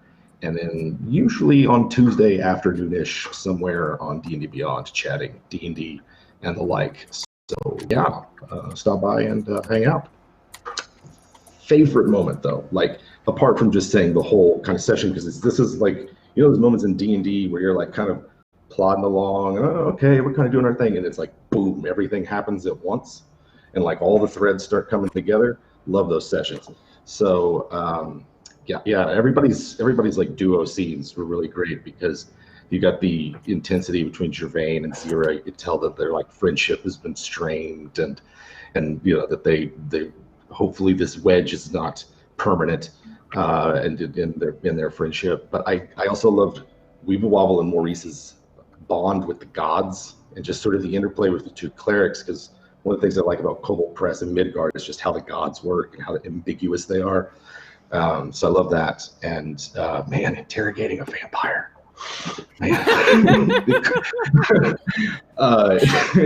Yeah, so Slain doesn't like being mean, but he will if it comes to it. And vampires are tricky, so glad it worked. And I can't wait till we can play again. That's all I gotta say. My favorite moment, I'm sure, is to come on the 22nd. So yeah. Okay, awesome. Wonderful. Jumping up to Charlie. Hello, it is me, Charlie. I'm at Encounter Roleplay by day. I'm over here on Sundays doing tech and being Wibble Wobble. And I'm also looking forward to the 22nd. I have to take my ears off for our GM today. Playing political characters in the middle of a hardship is rough. There's a lot of NPCs and there's a lot of motivation to convey. And it's often very difficult perspectives to convey. So between Drusilla and Finium, you had a hard job, and I think both are very sympathetic characters. So well done, B. Yeah. Tomorrow I'm GMing, and it is political. We're playing some Crown Lands, The Song of Ice and Fire over on Encounter Roleplay. My hair is currently a mess. Don't mind me. So if you want to come and watch that, that's 2 p.m. Eastern on Encounter Roleplay. I'm very excited. But please do be here on the 22nd when we get back to this. I can't wait to watch Zira unleash the fury that is burning in her tiny halfling body. It's going to supernova, and I'm ready for someone to attack us just so I can see it. I love it. Oh, that's a nice transition over to Kai. Hey, I'm Stonefly Kai, and you can find me on Twitter and Instagram as Stonefly_Kai. The two offs were my favorite, but I also really, really was touched by Feyrada and Bruce, and about I could really feel how much it meant to her, the Grove, but also giving up a childhood friend, and when you can actually feel the emotions in D&D, I think that's something that's pretty special. So that was my favorite part tonight, and great job as always. It was a blast. Awesome. And certainly last but not least in our players, we have Michael. Hey folks, Michael Sinclair. I go by Michael Crits everywhere online. me and Zira are also, or Kai rather, are also part of Forge Academy, which we have podcasts. Oh yeah, you episodes do drop things. every Thanks, Friday. Michael. We do that. Yep. Where we don't I have thought as you were much leaving drama. it to him. Yeah. So if you want some lighthearted fun of teenage, wizardry, there's the Forge Academy stuff. But yeah, so my favorite moment of tonight was surviving as Dravain and Michael through that Zira interaction. And then the other favorite part was also the part where we got to see Faye speak into the connection of Bruce, because I didn't realize how big of a connection that truly was until she spoke into it and what she's sacrificing there. And kind of the multiple, angles of Jacera. So that was really cool too. And just trying to plan this all together to maybe finally, fix what we came here and everything started. So that's all exciting stuff. So I think I possibly might be Emerald City Comic-Con here in 2 weeks with crafting news. So I'm going to be figuring it out as best as I can to make it there. So if you're in Seattle, come say hi to me and Muse. We'll probably be hanging out in some way or form or other, or just out and about. If you're out there, definitely let me know. But yeah, so that's it for me. And I just do a whole bunch of outdoor stuff, which you can see on my Twitter or Instagram. Anyway, that's me. Awesome. And I am the Muse. I have the YouTube channel called The Crafting Muse, where I show you how to paint miniatures and make miniature terrain. You can also find me here mostly every Sunday, unless I'm doing something like a con. So yes, I'm also going to be at ECCC. I can't wait to check things out. So if you're going to be going, do make sure to stop and say hi. I will have a point of having my Crafting Muse D6 with me. If you come and say hi, remind me and I will give you one. You can also find me every Thursday over on Mini Terrain Domain playing Cantriel, my saucy little bard. She's a fun one. So you can join us there at 8:30 Eastern time. And oh, look, Charlie has one. That is the first edition. I have the second edition, which is a lovely swirly dark blue and green with a gold logo instead. And then once a month, you can catch me over on Nerdarchy as we play our RPG Crate game. We just had that on Friday. So if you want to check that out, you can hop over to the YouTube channel and catch up on that one. And then I'm also on a podcast called Dark Fortunes, which is a Humblewood setting, but with a nice piratey theme, loves, where I play Sienna Pictier, who, she's a fun little Vulpin to play out. And that airs every Monday morning. So the next episode is going live tomorrow. Please make sure to go and find it wherever you like to go and listen to your podcast. As I said before, I absolutely adore playing with these people. They are amazing and talented and wonderful. What I enjoyed the most as the DM tonight was watching every single one of you had a lesson or turning point as your PC, which was really cool to see that development happening for each of you tonight. That was just like ding, ding, like down the road was amazing. So that was truly what I enjoyed the most. So I'm going to wrap this up for tonight. Thank you so much for joining us here on the Kobold Twitch channel. We love seeing you in the chat. You all are wonderful and super active. And I hope everyone has a great start to their week tomorrow morning. So take care, everyone. And we will see you in 2 weeks' time on the 22nd. So be good to yourselves, be good to each other, and take care. Bye-bye. Farewell.